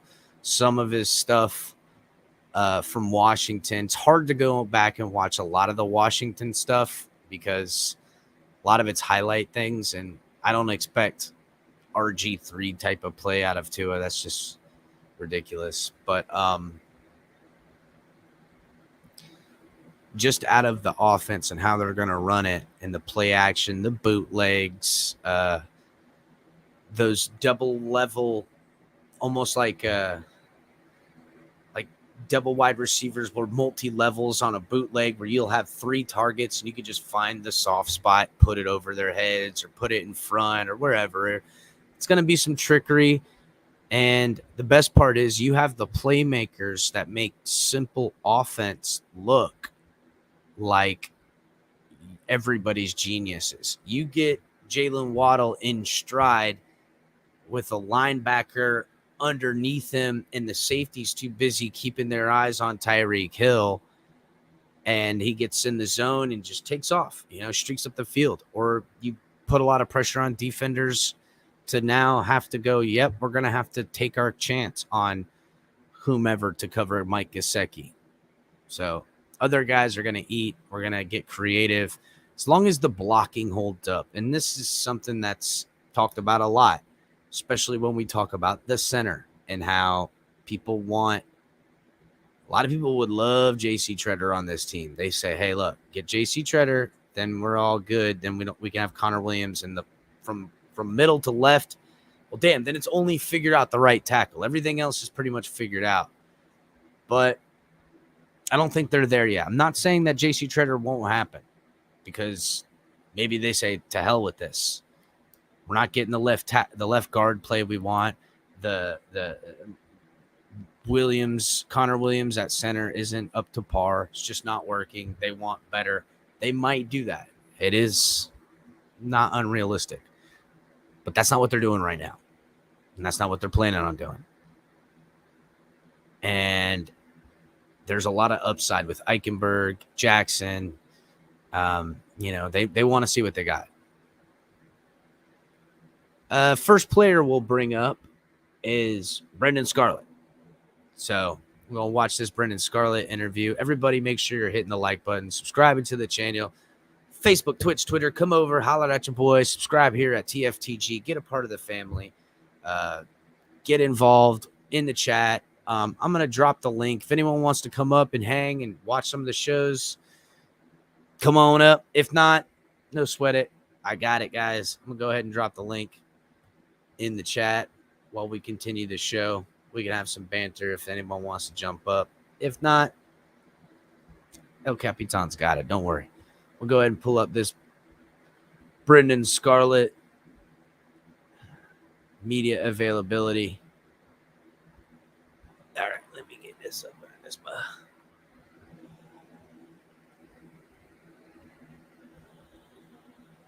Alrighty. First, we haven't spoken to you since you resigned, so what have you been up to to get to re-up with the team and come back next year? Super excited. I love being here in Miami. It's great energy, the fan base. Obviously, the city's great. And I think we have a really talented team. And we had a young team last year that now is, an older team. And I think we have a lot of competitive guys and guys that really want to win. And that's who ultimately I want to surround myself with. And so I'm blessed and fortunate to be back here in Miami. It seems like you're working some hand in the ground as well as traditional outside linebackers standing up. Do you want to do more of that? Yeah, I mean, anytime I have the opportunity to expand my versatility, look at it as an important opportunity, one that I take seriously. And so, and put my hand in the ground and working some 5 technique and some 3 technique and also working out on the edge. I played off the ball too. I played split out, I played in the middle, pretty much every position in the front 7. And I pride myself on the ability to do that. How much of that have you done in the past? I mean, at this point, when I was in Houston, I started a couple games at middle linebacker. Mostly played on the edge, though. This is the first time that I've moved inside the tackle box. Speaking of playing off the edge, how much does this offense that emphasizes running the ball outside so much kind of challenge you and get your deep better setting a strong edge? Yeah, definitely. The scheme that we're going against is really helping to sharpen our tools, especially as an edge player. Your hands got to be right. You got to roll off the toe, physical. And also, we got talented backs too. So to keep you honest, keep your eyes in your gap and play honest, gap sound football. And so, yeah. Rob told us something about how they want to make the defense defend every blade of grass, side to side, up the middle. Is that something you kind of know so far in practice? Just have to defend the entire field? For sure. Yeah, I think in the pass game and in the run game, that really the offense is built to, to stretch out the defense. And, as a defense, who prides ourselves on being able to cover the whole field. It's good. It's good work that we're getting. That's what I saw you project the pass and kind of get on the pony dance around the pole. Was that the Happy Gilmore song? that was actually strumming the guitar and then just asking for some feedback from the crowd. Nice. Yeah, Brendan Scarlett, been around with the team for a little bit. Special teams guy in a pinch, does some D-line work, outside linebacker type of work, edge player work. The guy they brought in from the Browns and him are battling it out for that job. We'll see who wins. But obviously, Josh Boyer wants to make sure by bringing in Ingram, Scarlett still hanging around, these linebackers, what they want to do. 0 blitz coming in full force, everybody. So whether it's cover 2, cover 4, something like that, where they're going to be dropping guys in, showing the dancing 7, we're going to continue to do a lot of that. I don't blame them. I mean, why the hell not? It works. It's no sense in trying to outsmart yourself and wrecking a good thing. Doesn't make any sense to me. So, thank you. Let's see what I got here. Okay, so article from the Sentinel from David Fornes. Teron Armstead bringing along young Dolphins O-lineman, versatile linebacker, enjoys OTA's work on the D-line, which I think that's Brendan Scarlett he's talking about at the end there. But the Miami Dolphins prized free agent acquisition this offseason, Armstead hasn't yet been available to work with the offensive line through OTAs and minicamp, but that hasn't stopped him from making an impact in guiding the team's young offensive linemen. Teron Armstead.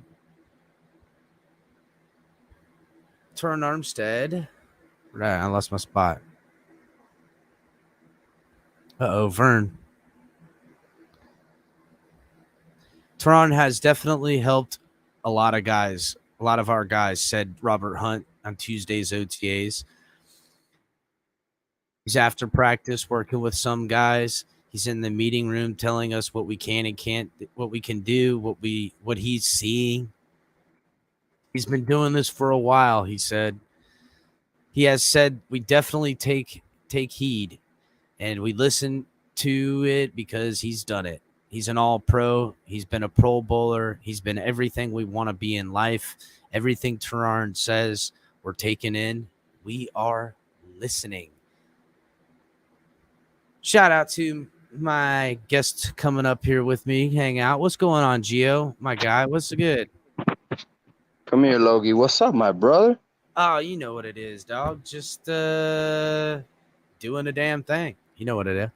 Doing your thing, bro. Doing it like a G. Doing it Sure, like a G. listen. Wednesday, hollering. What's good? You wanted to talk a little earlier. What's good? Yeah, bro. Listen, bro. I just couldn't. You already know. got a little snippet. I know you got a snippet. I did. It's happening right after the show. We started talking. You already know. I shot my shot. And as you know, like I've told you, bro, listen, if you don't ask, like Travis himself said, You don't ask, you'll never hear yes. That's right. You know what I'm saying? That's you gotta right. ask. And I got 3 yeses, bro. So, I got lucky.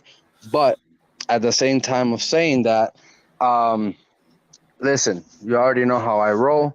Yep.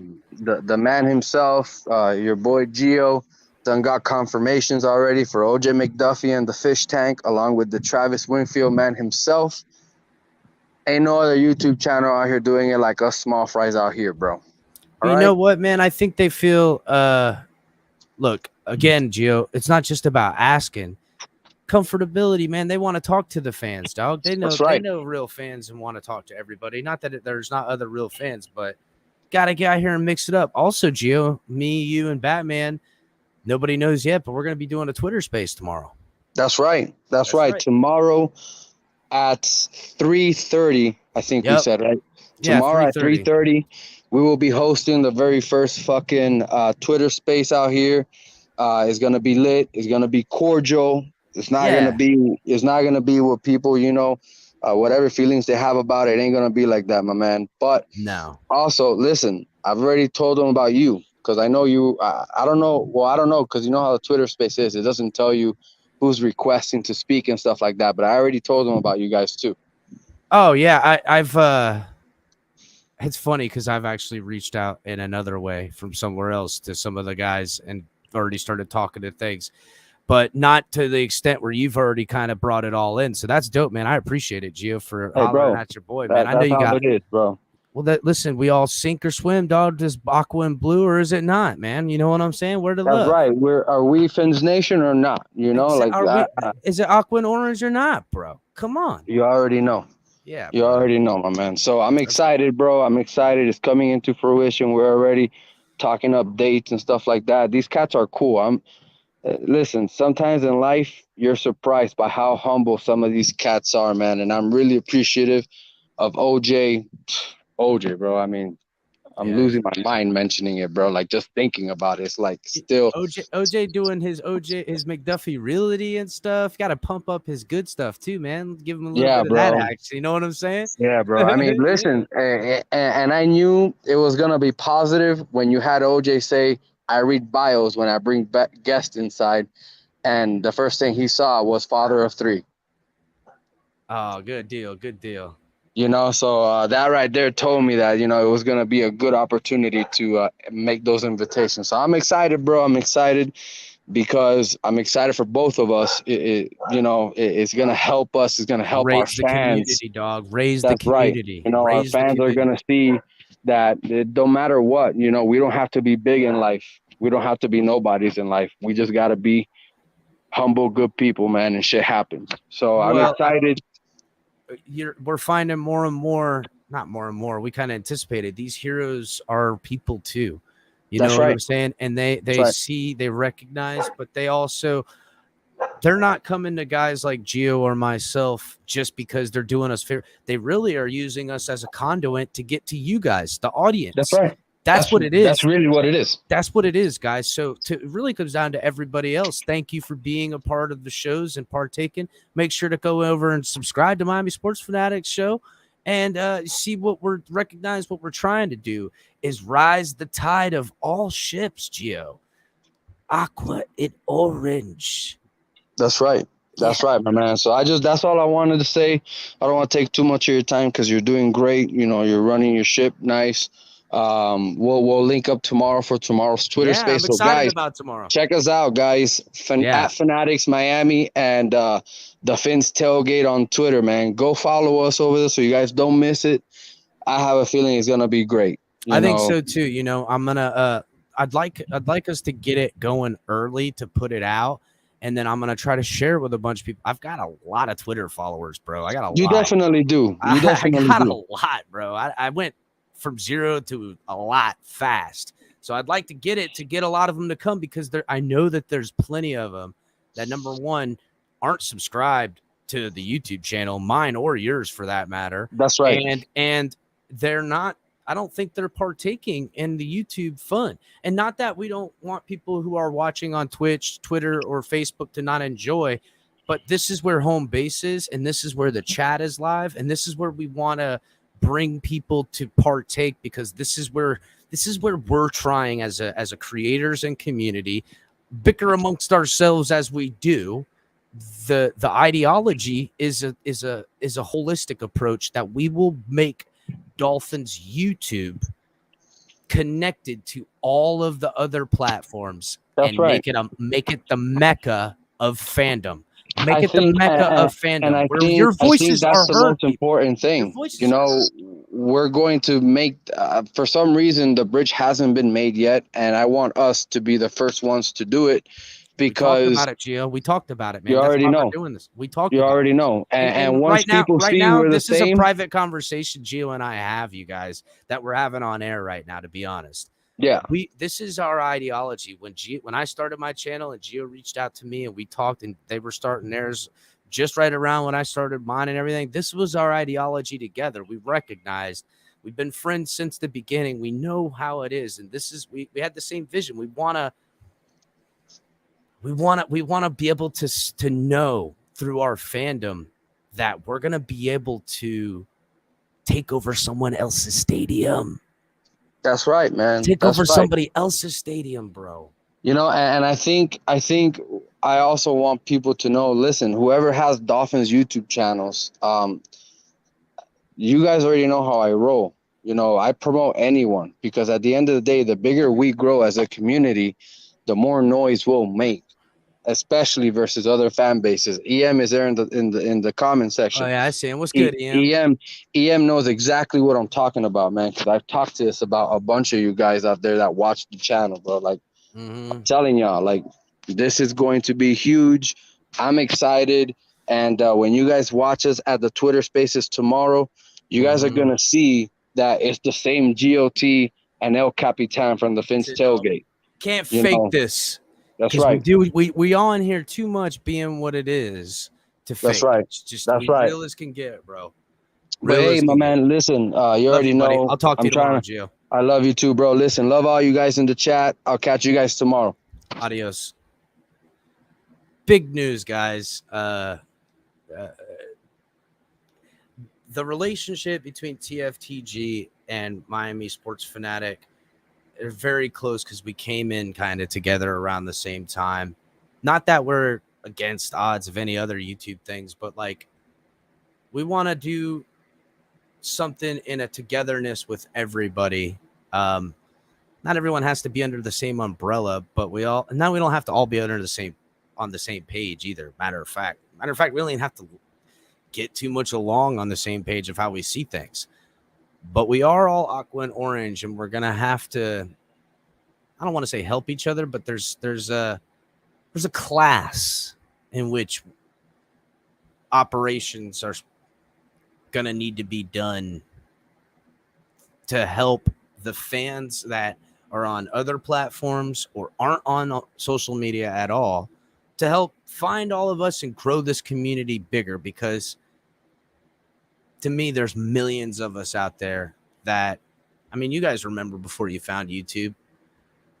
You guys remember before YouTube, before this, it was hard to scour podcasts or the internet for even someone to talk about the Dolphins.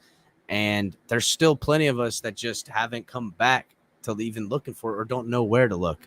So us together have to, you see someone wearing a Dolphins hat, you talk to them, say, hey man, you ain't on YouTube checking everybody out, from TFTG to Miami Sports Fanatics to Dougley to Reason to TD to Miami Sports Music in the Morning, and Steven, to everybody, all the different creators, and anyone I'm forgetting, I'm sorry.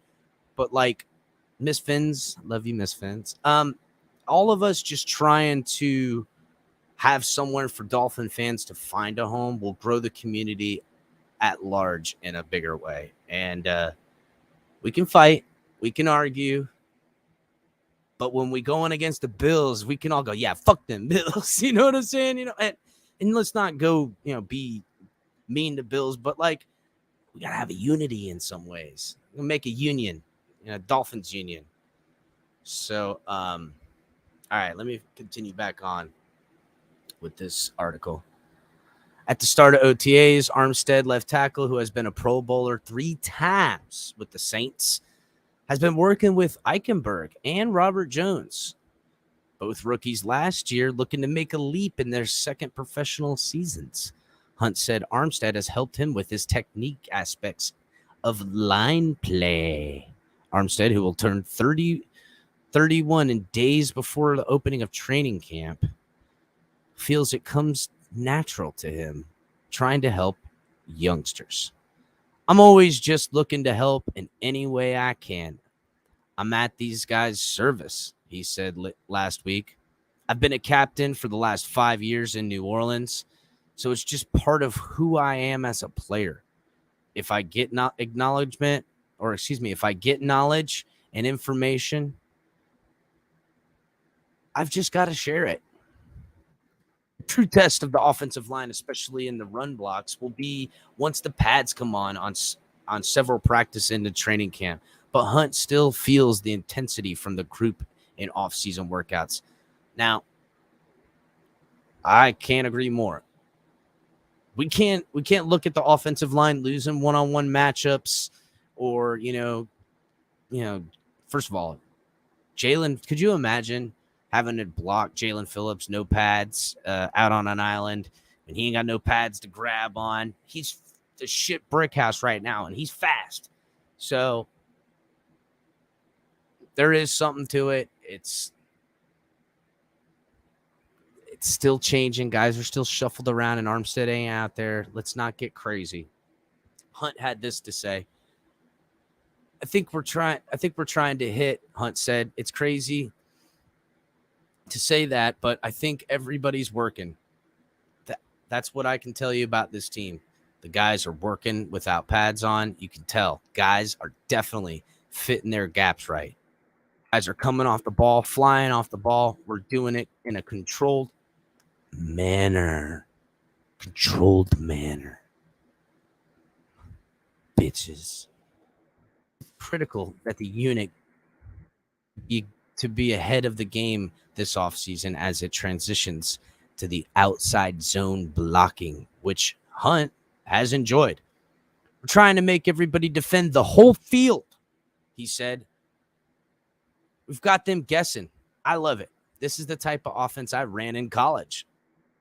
Armstead, who's rehabbing off of an off-season procedure done on the right knee, said the scheme is allowing the Dolphins returning linemen to play the style that best suits them. You see guys like Robert Hunt, Austin Jackson, and they are just extremely explosive. They jump off the film, Armstead said. Say that 10 times fast. Armstead's dead.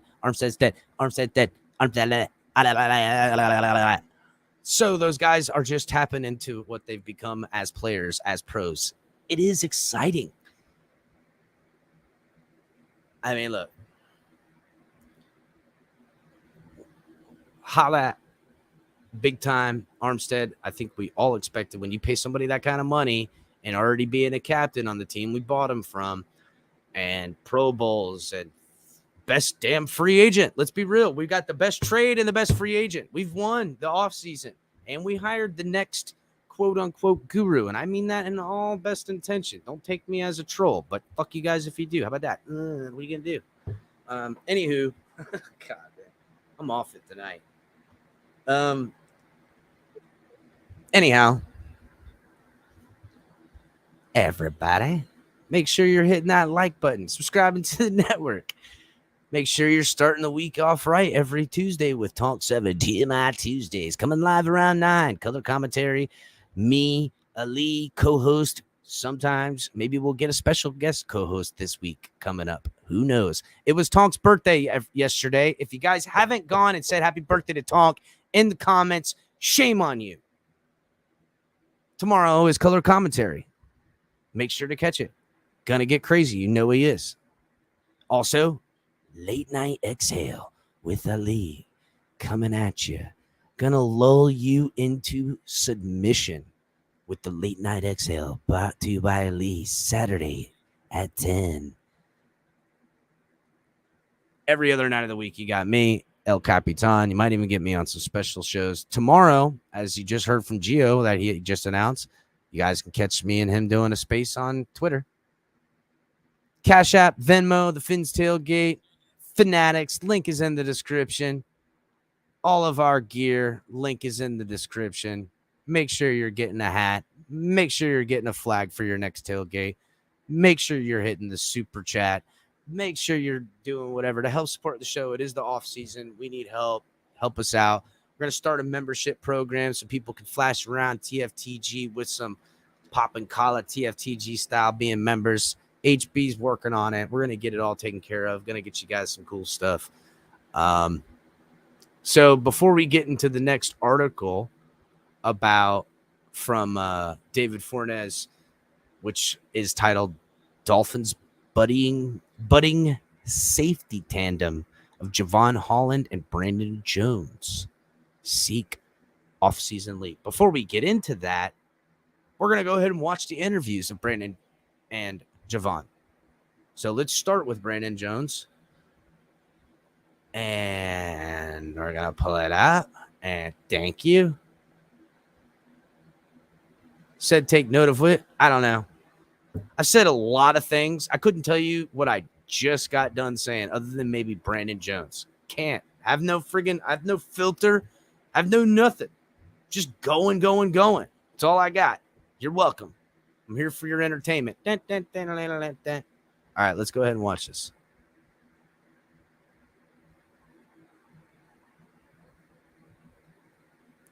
Brandon Jones coming at you. Dolphin safety, Brandon Jones. Picking up from where they left off last year from a defensive standpoint, how much do you think that benefits you guys?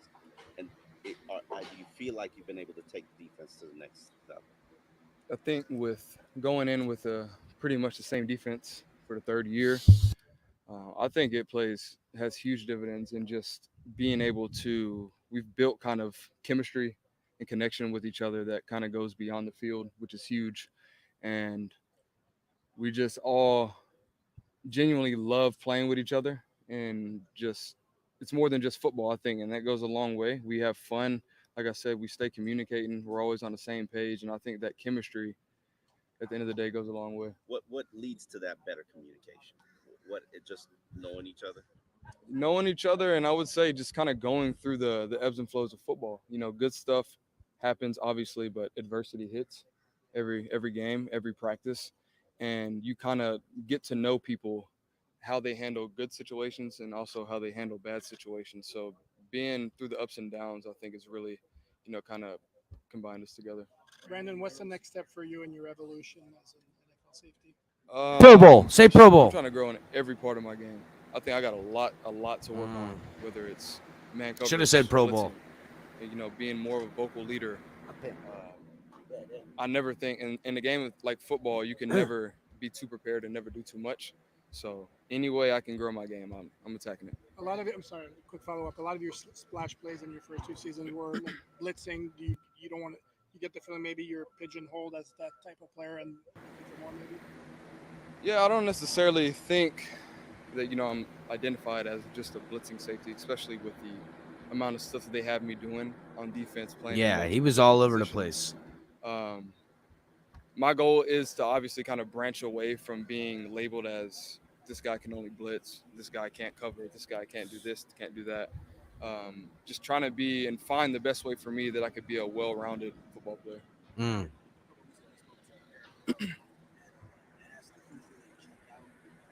Speak up, Daniel Foussier.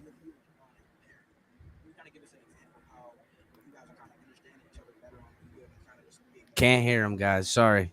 Yeah, me and Love you, Javon Daniel. kind of, it's strange because when he first got here, we just kind of connected.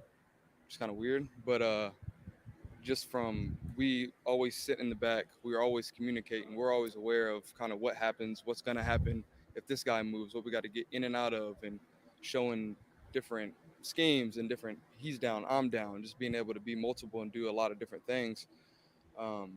I don't know, that relationship that we kind of made early on has definitely showed itself off the field, and we've become really good friends, obviously, and just that trust factor in each other. How does his game kind of free you up to do more? I mean, both you guys obviously versatile players, but how does his position on the field help you do more? Good question. How does never mind. I'll let it. You guys heard it. Man, the biggest example for me is just any instances where I'm in man coverage. I think knowing he can go from literally red line to red line, it's his speed, it's his ball skills.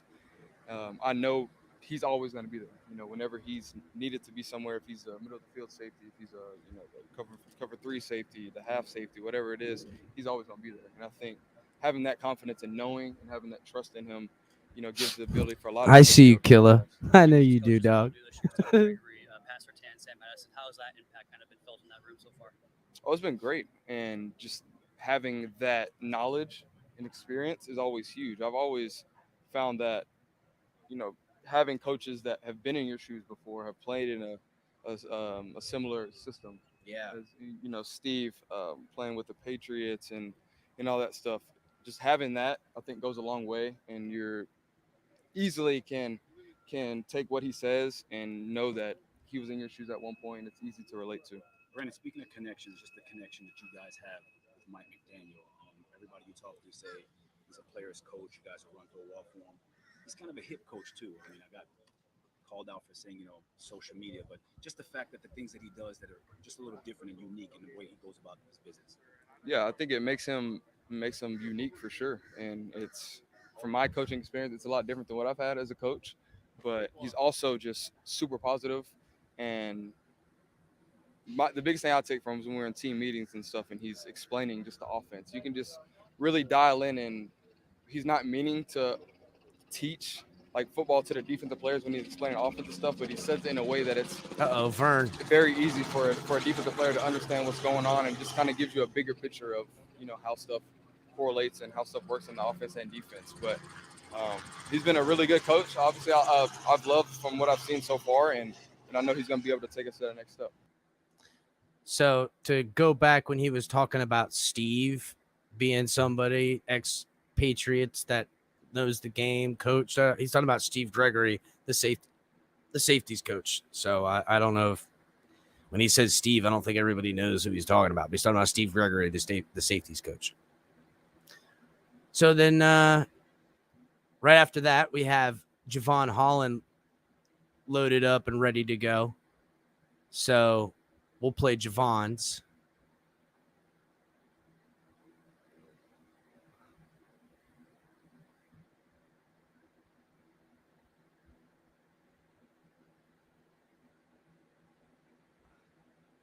Javon, every coach has a certain style, certain unique thing they do.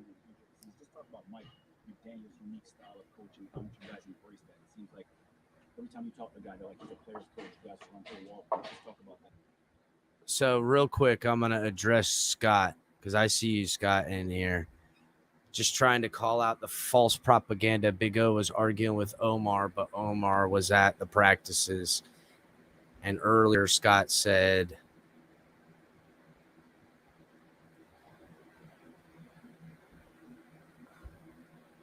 Iggy, it constantly gets beat and there's nothing there worth keeping. So I know what you're saying. Iggy's getting beat. He does. But compared to where he's been in the coaching and how much he's been, I mean, he looks the best he has in practice up to this point. There's nothing there with Iggy, and I'm really hoping that Sam and Pat can really get the most out of him. So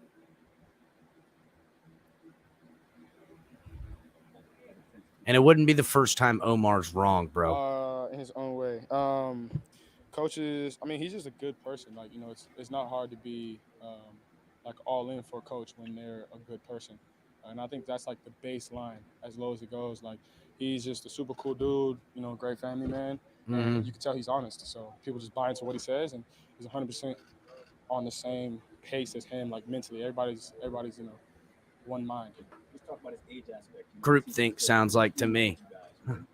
Younger cat knows about social media and keeps up on stuff. He's kind of hit the game. I feel like that's a real old head thing to ask. Not because you're old head, but I feel like a lot of people think that you can be out of touch if you get older, but really it's just a matter of if you like things going on social media or not. Like, you know what I'm saying? So, and it happens to be that he's younger. It doesn't really matter if he's younger. He just is who he is. So everybody vibes with him. But if he was younger and he wasn't cool, then he wasn't gonna be cool. You know what I'm saying? So that's basically how I see it. Sean, if you're able to share what the priority was for you, that was good. For you, hold on, you got to restart. Gregory, what the priority was as far as personal improvement? What area that you decided with Steve Gregory and Josh that you wanted to work on? Obviously, you did a ton well last year, but was there one specific area you wanted to work on? I think it was just my overall development as a professional. Really was. I mean, things will come in practice, and as things start to speed up, tackling, angles to the ball, things like that. But me conducting myself as more of a professional was probably most of the thing, and that was really me, honestly. They've supported me and to just push me in that direction, regardless of what it is. But it's mostly just me, focusing that push into a specific area. I do too, Aqua. He is funny on IG. See him with the gold teeth recently, getting down. I mean, I haven't really got to year 2 yet, so I can't really tell you that. But I feel like it's important. Yeah, I mean, I feel like every year you have to improve. I don't know what year it is when I'll stop, getting better every year, and I'll be the best I can be. But right now, I'm always on the uphill battle. So yeah, that's basically. You'll have to think less though. This year. For sure, yeah. I mean, I'm already a year into the league, right? So things start to slow down, just like as it did as I started playing more. But yeah, just reacting more is definitely, it's a lot easier. But that's how college was, from freshman year to sophomore year. You get in there, you're comfortable, you have he your does. Own swag, your own atmosphere. So, things have to slow down as you get into it. So. Javon, you mentioned Bro, between Javon and Jalen and signing Agba, just this defense is in such a good place. Feels good. a minute ago conducting yourself. Sorry. No, you're good. As a professional, which kind of surprised me. I know, Aqua. Last year as a rookie, you seemed so mature for your age. Is there something that you didn't do last year that you're trying to correct this year? Or? Not really, but trying to make the Pro Bowl. Say Pro Bowl. I just feel like I'm getting older. I'm 22 now, getting up there in age. So I just feel like I'm getting older. So I would just, conduct myself a little bit more of a mature manner, even though it's already seen me that way. So. What does it mean to have a group? You guys didn't really change much on defense. Yeah. And you said when you started playing, you were on it pretty quick. Yeah. So how much better can this defense be now? One more year. I feel like it can be a lot better. That's a great question. I feel like as a collective, as a whole defense, it's amazing that we're all back in one area. It's really important, and it's rare, honestly, to have the whole group, everybody in the group back.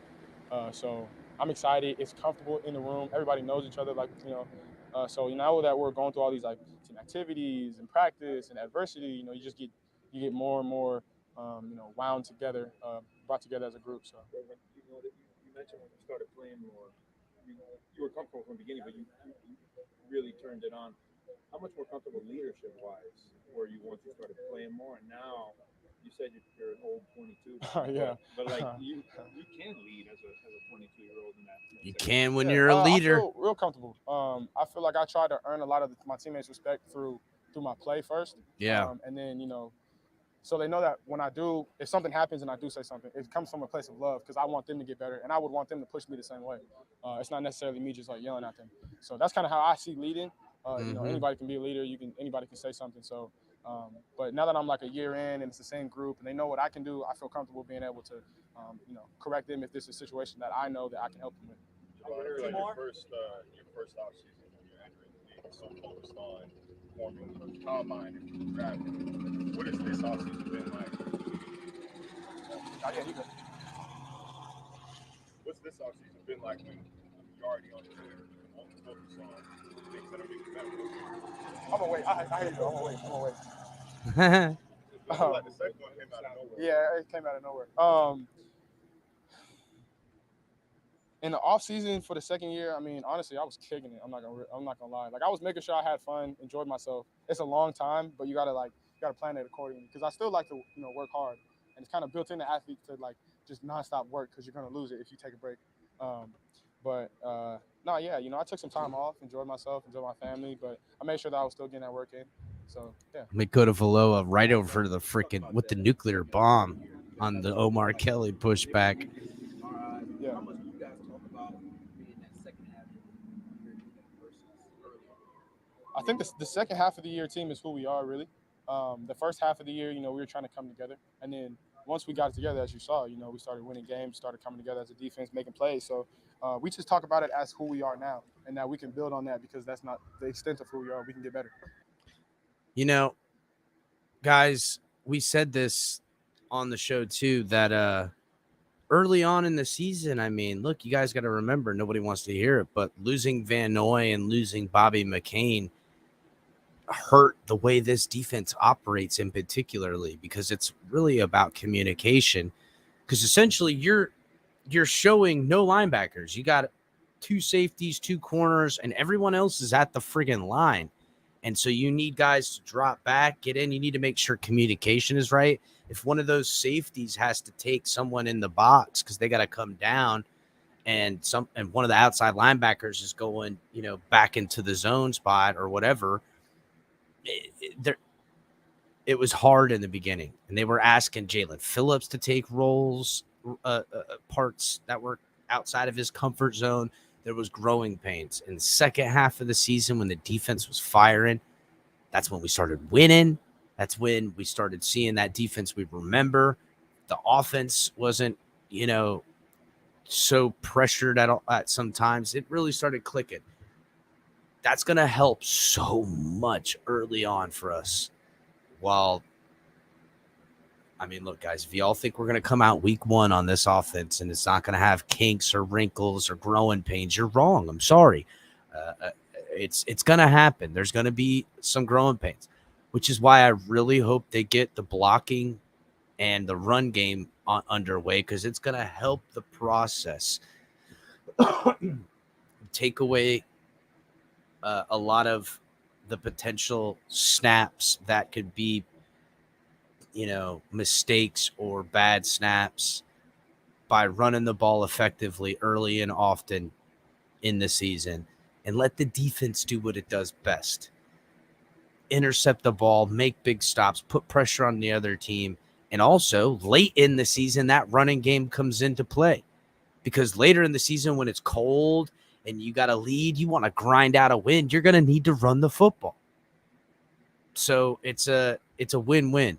You run early on, start clicking on all cylinders. You start in the middle of the season, you're throwing the ball around, you're getting those passing yards up, whatever. And then later in the season, you go back to the run. You zig, you zag. There's ebbs and flow to offenses. And it's the way you do it because if you've been running effectively, the team that's going to go against you is like, okay, these last 3 games, the Dolphins been running the hell out of the football. Let's stop the run and make them throw. Well, now you've prepared yourself that they're going to stop the run. We're going to make them pay for loading the box, and we're going to let Tua open it up downfield. So even and expect this too, Dolphins fans. If say we're in week 6 and we're 3-2 or 4 in 3-2 or 4-1 even, but Tua hasn't been throwing the ball and making big, deep throws, and say even he's only averaging like 220 yards a game, you'll get the criticism of Tua not being able to win. That you'll hear people say, well, Tua's not doing it. We could win this type of football with any quarterback. A good run game and a great defense. We've proven that, and we can make Tua look good. That could just be a tactic early and on to then allow Tua to open it up downfield. So don't get discouraged if we're in week 3, 4, 5, and we haven't seen Tua just take over a game or throw a lot and make us feel really good as far as a passer, because that game will come hopefully because Mike McDaniel is a smart enough coach to know how to set that kind of game plan up. So that's all. You give the other teams something on film to look at. And I'm not saying that this won't happen. I'm just saying don't freak out if it doesn't. Or if, look, in a lot of ways, if Tua comes out and he has a game and he throws the team on his back for 350, 400 yards, three or four touchdowns, and just lights it up, that would be great. Then we can just get off the topic of whether or not Tua is going to work out or whatever. But don't freak out if you're not going to see that game till week 5 or 6 or even later, because we're still winning football because of an effective running game. Just win games, guys. So to the article from the Sun Sentinel, David Funes, Dolphins budding safeties, Javon Holland and Brandon Jones seek offseason leap. How much of a leap can an NFL player making a year 1 to year 2 leap make? Or how about from year 2 to 3? The answers to those two questions will determine how far Dolphins upstart safety tandem, Javon Holland and Brandon Jones, can catapult this defense. The versatile duo. All right, I'm not going to do it the whole thing. The versatile duo, known for blitzing more than any other combination safeties in the league, brings a dynamic aspect that makes returning defensive coordinator Josh Boyer's unit unique. Holland and Jones, along with veteran rotational safety Eric Rowe, are much more than a traditional last line of defense. Holland, about to find out what kind of jump he'll make going from his first cycle in the NFL calendar, a successful one as early second-round pick in 2021 out of Oregon. Dolphins are completing organized team activities this week and will return for camp late July. I feel like it's important. Yeah, I feel like every year you have to improve, said Holland, who had 69 tackles, 2 interceptions, 2.5 sacks, 10 passes defended, and a fumble recovery. What numbers for a rookie right there? 69 tackles, 2 INTs, 2.5 sacks, 10 passes defended, and a fumble recovery. Not bad, especially considering that early in the season he was rotating in, and you know what I'm saying? Imagine what his stats going to look like this year, guys. I don't know what year it is when I'll stop getting better every year, but I'll be the best I can be. But right now, I'm always on the uphill battle, he says. Jones, who now enters his 3rd professional season, already witnessed how much he can be gained from the second go-round in the league. He went from 4-game starter as a rookie in 2020 to starting 13 games, mostly along Holland. And that's kind of when we've seen this defense take a real step in the right direction. When we noticed Holland and Jones on the field in the back end at the same time, and you seen them chit-chatting, and they were getting creative, bringing Jones in from blitzing or Holland. We just seen those guys making plays. And when a big throw was made downfield and there was 2 guys there, it was one of those safeties, and they always made good work of what was going on. Jones was in on 76 tackles last season, 5 sacks, his first career interception, a forced fumble, and 2 fumble recoveries.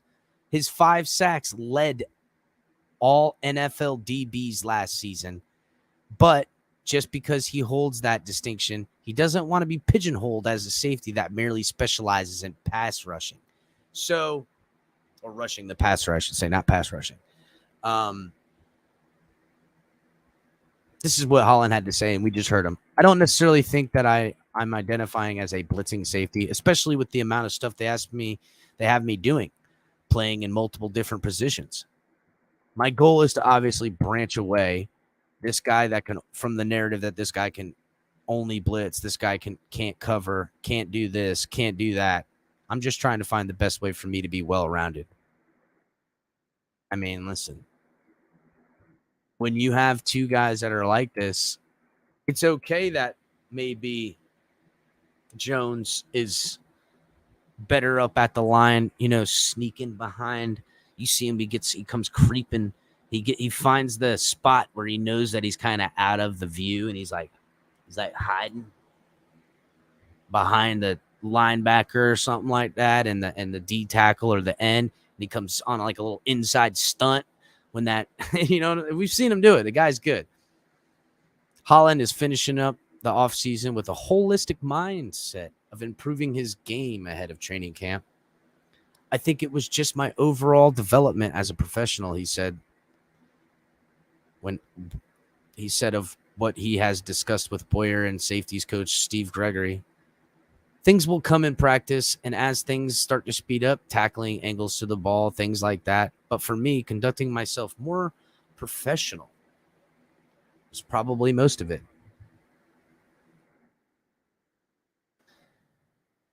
But more than any individual improvements either makes, it's about how the two work together.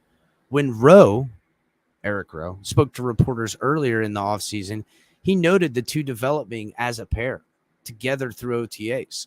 Jones feels it started earlier when Holland joined him in the secondary last summer. When he first got there, we just kind of connected, Jones said. We always sit in the back. We're always communicating. We're always aware of kind of what happens, and if this guy moves, what we got to get in at or out of, showing different schemes. Jones specifically mentioned the confidence Holland instills in him from instances where he's in man coverage and Holland helps him playing center field, able to cover a lot of space. Dolphins are able to use their safeties with as much versatility as they do, largely because of the one-on-one coverage from Byron Jones and Xavier Howard, which, thank you for that, are capable of playing on the outside, along with, not to forget, Nick Needham in the nickel slot. They've gotten different looks this offseason, as neither Howard nor Jones have participated in OTAs. Howard did individual portions of the teams in 2-day mandatory camp last week, but Jones hasn't been around because of the surgery, as we know. I don't think, as far as anyone can say, oh, sorry, something's playing, freaking me out, scared me.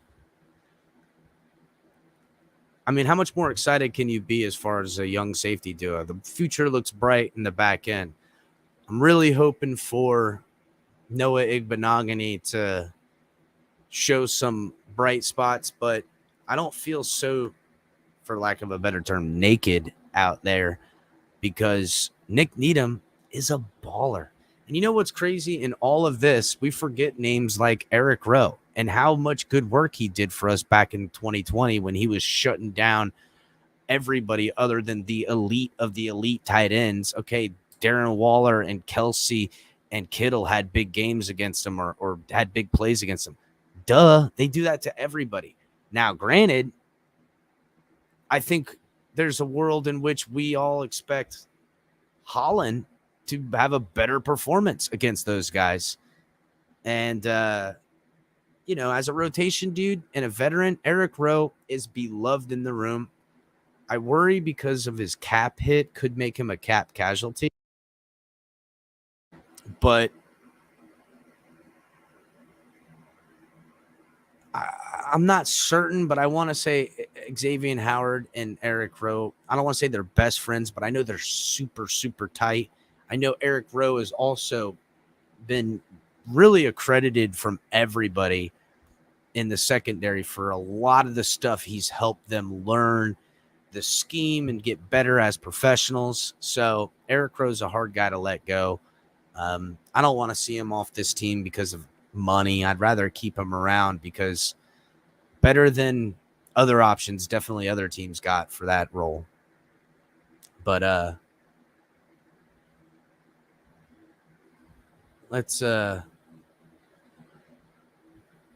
going to get to the next player that I have loaded up in this Raekwon Davis.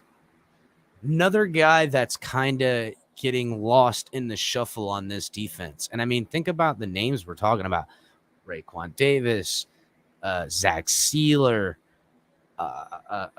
Christian Wilkins, all guys that at any moment could have big games in the future for us with Holland and Phillips. These are all great players. Like, to us, they're superstars amongst the Dolphin fans, but I don't see any reason why any one of these players couldn't shine extra this season and be Pro Bowl worthy that are in the starting guys. You know, maybe it's a little bit of a stretch with Nick Needham and I don't know,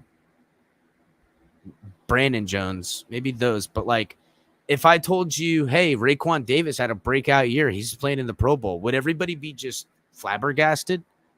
Let me know in the chat. If Raekwon Davis has a breakout year and he's in the Pro Bowl, would you be surprised? Or Christian Wilkins, or Emmanuel Ogbah, or Jalen Phillips, or I don't know, any of these names I'm giving out. Would anybody be surprised if they were ended up a Pro Bowl at the end of this year? There's a lot of potential Pro Bowlers on this team now. Potential Pro Bowlers only, you know, it's a participation trophy. I agree. I get it. But it wouldn't surprise any of us. But let's get to the orange jersey member wearer right now in Raekwon Davis. I mean, listen, you guys all know how I feel about Jalen Phillips. You color saying you can see him in the Pro Bowl.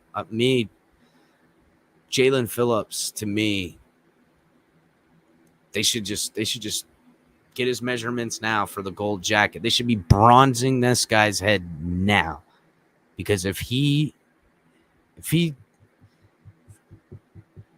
telling you, that guy is special.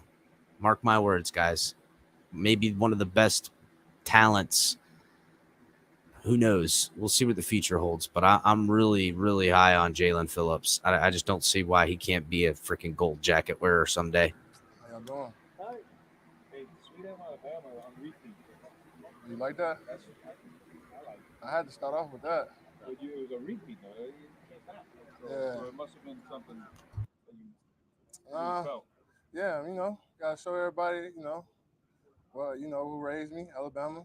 I'm from Mississippi, but you know, I put a little Alabama in there. Raekwon, since we didn't see the practice during jersey, can you tell us what happened as far as in that practice? Tackles were lost, standing up. Oh no, it wasn't nothing special, man. Just effort, you know, running to the ball, you know, just an effort guy, you know. That's it. Humble. I think we would like to see a mean streak dog out of Raekwon, and then yet maybe not. He's a humble dude, nice guy, gentle giant killer as he is. Maybe we don't want to see Raekwon mad. Wouldn't like Raekwon when he's angry. As you have, and that's not really a way to measure defensive tackles. That said, is that a goal for you to get more of them, more sacks and pass rush opportunities you do have? Yeah, it's definitely a goal to try to get my my stats up. But you know, I ain't too worried about that right now. Focus on getting better, you know, during this off season, and that's about it. What makes Coach McDaniel special? funny guy, man. You know, I mean, like you'll enjoy him. You know, he's just funny. He got a lot of character. You know, he's just hilarious, bro. How has Connor Williams looked to you at center? Obviously, very good left guard for the Dallas Cowboys. How's he looked at center? He's been great. You know, we've been going back and forth. We've been really like competing and challenging each other every day. He's been pushing me. I've been pushing him. So kind of like a fair match right now. Raekwon, based on what you've seen so far this summer, in what way do you think the defense is going to give offenses the most trouble this season? Well, we plan on giving every offense trouble. Right now we're just working on getting better, developing ourselves, developing our game, you know, just keep getting better. How much does the continuity, having every starter come back, how much do you think that helps you guys in terms of taking that next step? It helps us a lot. It helps us, you know, everybody know each other. We know what to expect. We know the goals, and you know, it's a blessing to have everybody back, bro. Yeah, that's a question that's heavy in rotation. How is it having everybody back? And as we know, Dolphins fans or NFL fans of all teams, very rarely does everybody come back, especially when a coach is fired, especially when the head coach is fired. Now, not a lot of the same faces as far as offensive weaponry went, but everybody's back and everybody has a chance on defense and on the O-line for the most part, other than Jesse Davis, which thank goodness. But Jalen and Christian in the front, I guess another year together. You know, what do you think that for can be accomplished? You know, just getting far, man. Just pushing each other, you know. Just competing as a unit, just sticking together, everybody on one head, you know, that's it. The second half of the year, y'all defensively are a different team in the first half. How much do y'all talk about what was different the second half of the year and bringing that to this week? You know, just keep pushing each other, you know. Just keep trying to dominate every opponent. Just getting better as a unit, you know, and getting better this offseason. Is there more pressure on this defense because everybody's back? Nah. Good question. Why don't you feel that way? Because, I mean, you guys are pretty good last year. We know the goals. We know what we got to do. Yeah. Is there more pressure? Nah. We know what we got to do. We know the goals.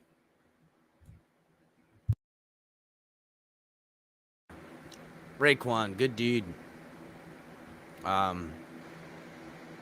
Got injured earlier last year, so I think we were all expecting a little more out of him, but might turn out to be the best because people are kind of sleeping on Raekwon, and who knows, he could be the best guy out there. Mm-hmm. So I see there's a conversation going on in what's up, One Fins Up 17. I think Aqua asked the question about, is X better than Cheetah? So it's a very good question. Originally he asked who's the best player on the team, and I said X, and he's responding to that by saying X better than Cheetah. And I said, until proven X otherwise. X can catch the ball better than Cheetah. he told me I sound like Pete. Nice. Nice. You know what though? Dolphin, I gotta say, you know, the Cheetah just got here. X been doing it as a Dolphin.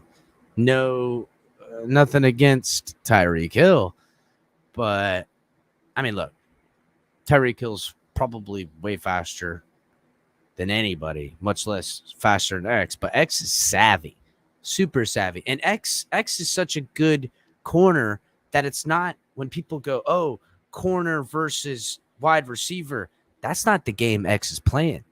X is playing also with the person who matters the most, The quarterback.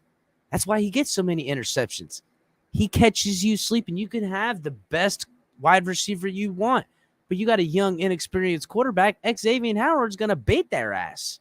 So he can actually take away your best weapon by going through it and cutting the head off the snake by going after your quarterback, by tricking them, by giving enough cushion, by just being smarter and better at football.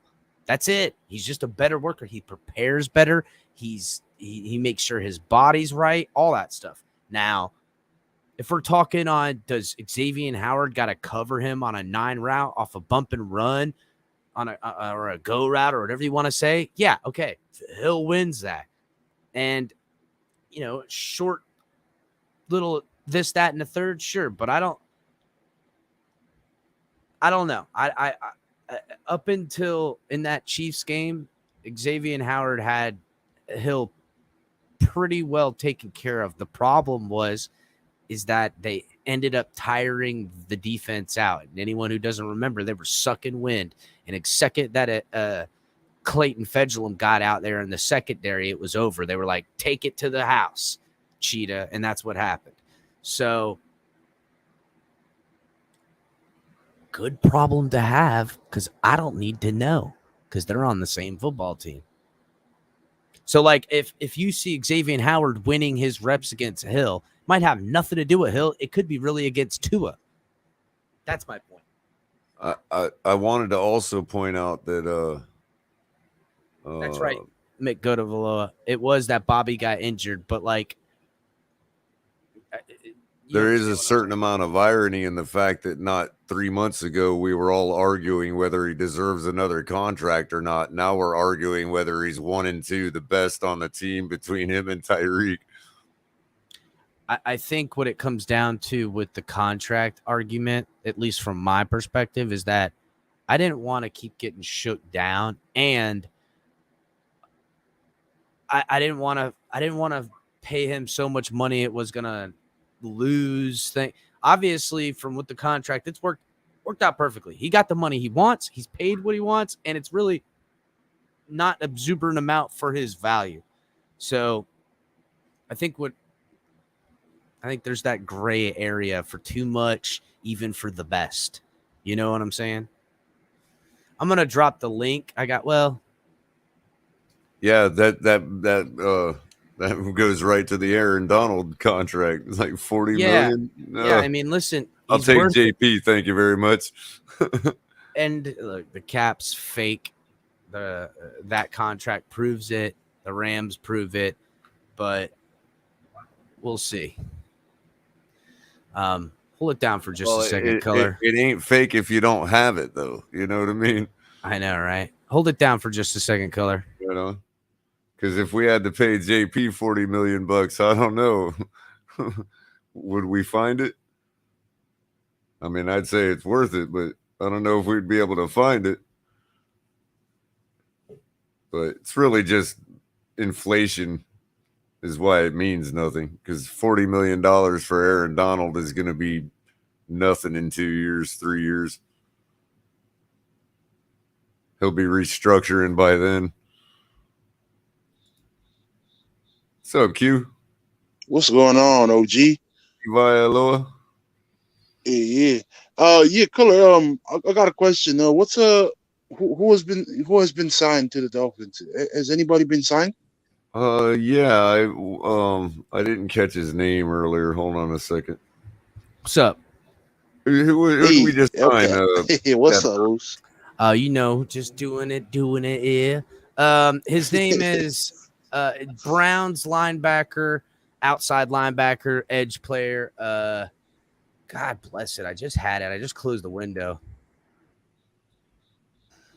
Yeah, I'll keep my money on good.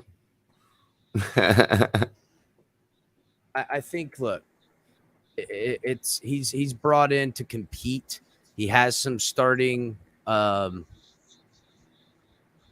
Gustin, 3-year vet.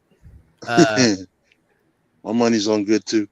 Yeah, he's 6'5", 260. But he was waived, so it's not like he's brought in to compete. Granted, he's had some plays, and he even played in the playoffs twice for him. Had some decent plays. He's not been a starter, but more than 4 times. But like, I think they're just churning this Brendan Scarlett. Bringing in competition for him. Yeah, that's good. That's good. Iron sharpens iron. That's it. That's as bad a linebacker name as Skylar is a quarterback name. Here it comes with the Skylar shots, bro. Watch out. That could be the future of the Dolphins one day, Killer. Hey, just change his name to Sky. I'll be fine. Sky Thompson. Could be the future of the Dolphins. People will take him seriously if he changes his name. DQ doesn't Sky Thompson roll way better than Skylar? Sounds like a movie star name when you say it like that. It does. Sky Thompson. Well, they didn't call Broadway Joe for no reason. Why? What was Joe's last name? Namath. Oh, yeah, that's right. What am I thinking? Joe Namath is actually a pretty freaking strong name. Sounds like you got a really strong jaw with, my name is Joe Namath. Sound like you could get punched in the jaw. You're strong.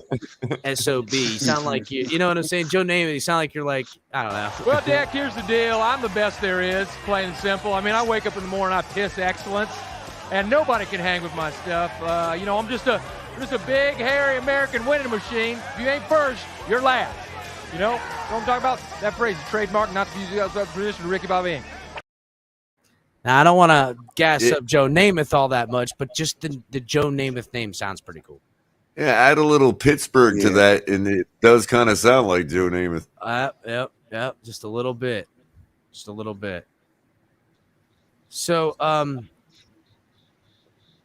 there's Q, you've heard it, and we talked about it before already. There's a little bit of worry that the offense is, looking bad. Yeah. And no.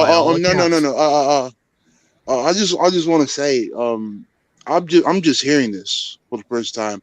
We've talked about it on Stephen D's show. Somebody, Estefan brought it up, but I was taking it as a joke, and now I'm hearing it from Scott Jackson. Which when you hear from one person, it's you hear from another person, a couple people, then it's something, right? And so I'm just saying, is it a report or was he just making a take on that? So, look, there was a bad pick 6, and it's just inconsistencies. First, the defense, I think when you're looking at it as a whole, like you're watching practice, the defense is just flying around a little faster. That's all. Yeah. That's all. Another question, Chris. Was it the entire OTAs or was it just one day? Well, it's only from what I've heard that media's been there for 5 days out of all this time, and only one of those 5 days was a good offensive day. Oh, okay.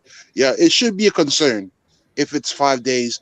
But I mean, I don't want to say, it's just OTAs and minicamp, It's just OTAs, See how I'm cornering 2 in ears, though? They're either going to have to agree that the offense is bad, or they're going to have. I'm agreeing, Color. I'm going to say it is a worry, but I got you. Or the other alternative is they're going to have to agree that our defense is top 5. That's the thing. That's the thing, Q. Honestly, I win one or the other. The defense is seriously very good, even with Ogba, Baker not out there all the time, even with the backup dudes, because everyone's returning. And the speed in which they can talk and fly around and just know their I'll job. say this, The Cap. offense I'll say is this. thinking about what their duties are play to play. That's all. I'll say this. It's a worry. It is a concern, but minuscule, right? It's not really a red flag because they haven't put on the pads, or they put on the pads. Have they played with pads yet? No pads. Okay. And so it's not that serious, but it is concern. I'm not going to, just wipe it off and just dismiss it as it's OTAs. And, I agree it is a concern. You're but, you're not going to bring up the fact that Deshaun Watson threw a bad pass in practice 3 days man, ago? that is redundant, bro. That people. You see what I'm getting at now, though, right? And people have been using that card for a while now. So I'm not going to use it. I'm going to be. Q's not trying to do that. That's what Color. I think Q knows what you're putting down. That that's all I've been saying for the last couple months, and people want to call me a hater. Yeah, well, they want to say don't pay no attention to it, but pay attention to something that has nothing to do with my team. I don't want to do that Yeah. either. I don't want to do that either. Now I don't want the to do that newest either. target, the newest target is Lamar Jackson, and I think it's going to be hilarious when the guy's wearing a Dolphin uniform. Does that Hold on mean a that second. everybody's role No, is going to be reversed? Caller, listen, it's cool to entertain the idea of Jackson, coming to, we can all speculate. We can just, hypotheticals. We can go 6 rounds of that. It's cool. But, the fact of the matter is, it's not Right, but really, you see what's going on here. All I'm saying is, Yeah, yeah. if he ends up wearing a Dolphin uniform, then everybody's role is going to be reversed. Because they're already putting that for out sure. there. They're already putting it out there that he's terrible and blah blah blah, and Tua is that much better than he is. Well, No, I okay. think, I think some people they get in their feels, right? That's why I say you keep it real, but keep your feelings out of it, because it's not about you. It's not I about. look at They're it not like talking I about look you at it like personally. I They're look at talking it like about even if they're equal, okay, one of them can run like Barry Sanders. I mean, what would you take? Because I'm not gonna knock the guy, man. Lamar Jackson is an elite player. Oh yeah, Elite MVP athleticism. status. Yeah, he's an MVP already, bro. He's been there. Mm. And you're not going to deny the fact that he threw for how many yards and how many touchdowns when he did come into the game. When we first saw him explode onto the field. Yeah. I just don't think he's been happy. Honest with you, past couple seasons, I really don't. I think he's disillusioned. It could go either way, because I'm saying, this team is new, and this the coaching staff is new, right? Yeah. But he has stability over there with John Harbaugh and that front office. I hear you there, but I'm saying there's a lot of other factors. Like, first of all, I think he's disillusioned with the city itself. I think he hates playing against the Steelers every year. I mean, who wouldn't?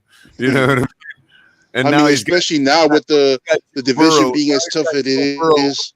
But now he's got Joe Burrow looking like the man in the division, and he's being, he's playing second fiddle to that. Yeah. You know what I mean? I don't think he worries so much about Joe but Burrow. but and yeah, I don't think he even thinks about the I don't think. I think it's more about I agree. And I think there's some personal / political stuff with Lamar. I won't get into all that, but I think it's a respect, and also as important. And something Capitan pointed out yesterday: the weapons we got. What quarterback in this league ain't chomping at the bit right now?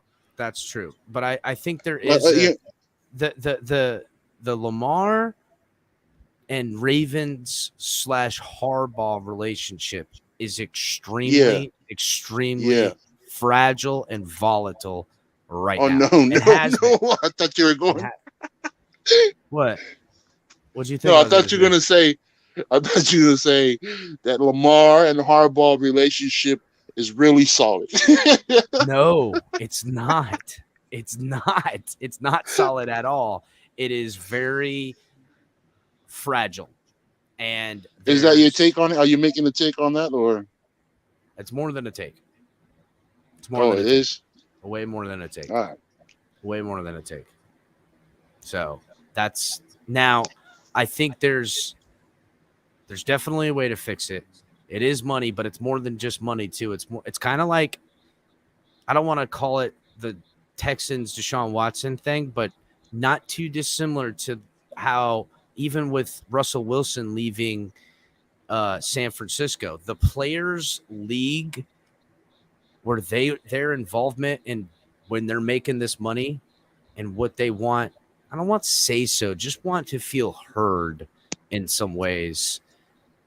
There's something happening here, and there's a little bit of a struggle, and particularly our owner is very open to that kind of stuff, and the word is out, and everybody knows that this is what's happening around here. Just saying, and it's not how it works with Harbaugh, and it hasn't been for a while. And there's in the world behind it, it's a little quid pro quo-ish, as you would think. When you're talking about millions of dollars, I think they feel on the outs. That's all I'll say. They also may be preparing to throw him under the bus because look, they traded out Hollywood Brown and they replaced him with 2 or 3 tight ends.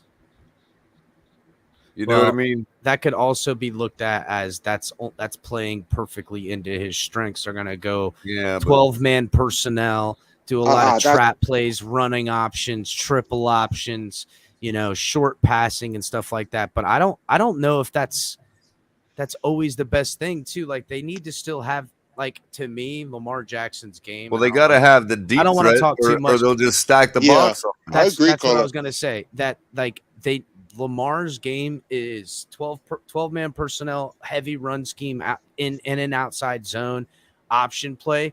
But also, when they load the box, you need someone that could chop the top off. And Lamar has the arm to hurl that bitch. Right. He might not be so accurate in touch.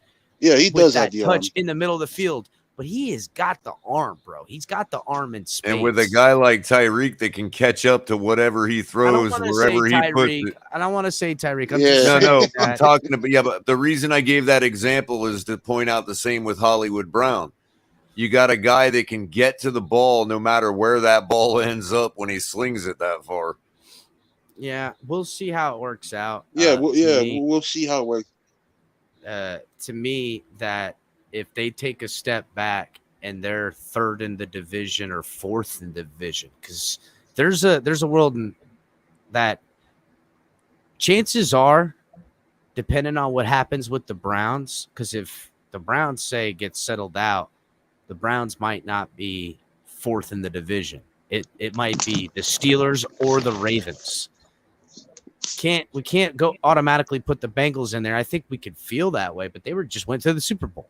You know what I'm saying? So we can't certainly do that. We could, for whatever reason, everyone's like, yeah, you know what? The Bengals went to the Super Bowl, but they're going to be the Bengals again, and the Browns and stuff, and the Steelers have owned the division. But to me, depending on what happens with the Browns, it's the North, the AFC North is interesting right now, man. It really is. Is the Bengals frauds? What happens with Cleveland and Deshaun Watson? Can Tomlin get the best out of a bunch of what mediocrity? Happens with Tomlin? Is it do they take a step back? Do they become 4th in their division, which would be crazy to think?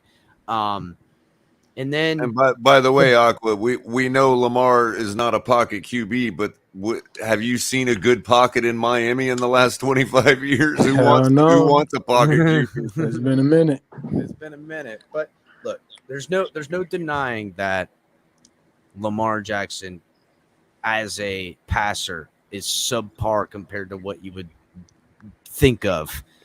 But everything else is A+. Yeah. Everything else is A+. And in more ways than one, nobody can do what he can do. We've seen him in primetime just straight school people. Now, and imagine if he's in Miami, like his hometown, like, I'm telling you, there's a lot of narratives that write that there, Iceman. You can't talk to people that way, Iceman. You mean, like, what's up with everyone today? I just want to say what's up, man. How you doing? But at the same time, I kind of agree. Like, if Tua doesn't pan out like you guys said, then honestly, we'll just sadly move on. It is a business. We all know this. But at the same time, our hearts lie with the Fins. We're diehard fans, and we don't want to see the outcome, a drastic outcome like that. But, it is what it is. If it does happen, let's hope it doesn't. Sorry, call me a little biased. He went to high school in my area code. What can I say, look, man? There's I'm bias sorry, for people in South Florida with Lamar Jackson. I'm always going to be biased. Yeah, you can. He's a hometown native. And you can imagine clip having that. him. Color is biased for Lamar. He went to high school in my area code. I think all South Floridians are blame me? biased because everyone remembers hearing about Lamar coming up in high school, seeing him at Louisville, seeing him in the pros. We'd love to see our hometown kids be great, and we envision or hope that they would play on the Canes, play on the Dolphins, stuff like that. Sorry. That's the worst mistake the South Floridians ever made. Sorry, guys. Just imagine that speed with Tyreek Hill and Jalen Waddle. It would be ridiculous, dude. Like, who would, by the end of the third quarter, every defense on earth is like, God, dude, what the fuck? Yeah, like, what do you do? What do you want me to do? No, I'm gonna be real. Do you fall back with Tyreek and Waddle, or do you suck it in for Lamar? Which one? Well, then the only thing you do at that point is because you just make sure that in your top 2 or 3 picks from there on out, you draft somebody with 4.3 speed. Yeah. That And hell- can do stuff with the ball, and you just keep that speed rotating. And You then know what I'm hell, saying? if Tua's a humble guy, he could even pitch it out to Tua to throw the deep ball. Stop with the humble Tua where he's on the team in his Happens color. It's ridiculous. Nobody even wants to hear that. That's insanity, bro. There's no way they would keep Tua and Lamar. It's not gonna happen. No, It yeah, never that would will be happen. too much. No. It would be first of all, I don't even want to. If that happens, I'll probably close this channel down because I just don't want to hear it.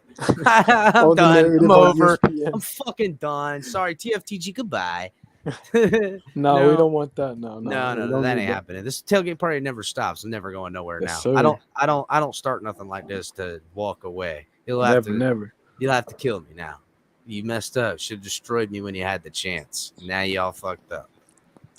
I think we signed a outside pass rusher today, linebacker, Yep. something like that. Yeah, we talked about him. Yeah. Porter Gustin. Listen. He might make the team. It's Could just be a body. Brendan Scarlett, Cameron Good. I mean, if his name was Gustin Porter, that would be a better linebacker name than the other way around. The next Does Joey seem- Porter. I miss Joey Porter. When I hear that name Porter, I think of the stories that Channing Crowder talks about with Porter and how he would gamble and always was competitive. And he goes, "Listen, you don't understand. That's why a lot of pro athletes, because they're super competitive, that's why they gamble." He goes, Porter, they were sitting at their plane was delayed, or no, they were in Vegas, been on an all-nighter, partying, and they're leaving, and Porter had taken a beating, and they're sitting there waiting for their plane in the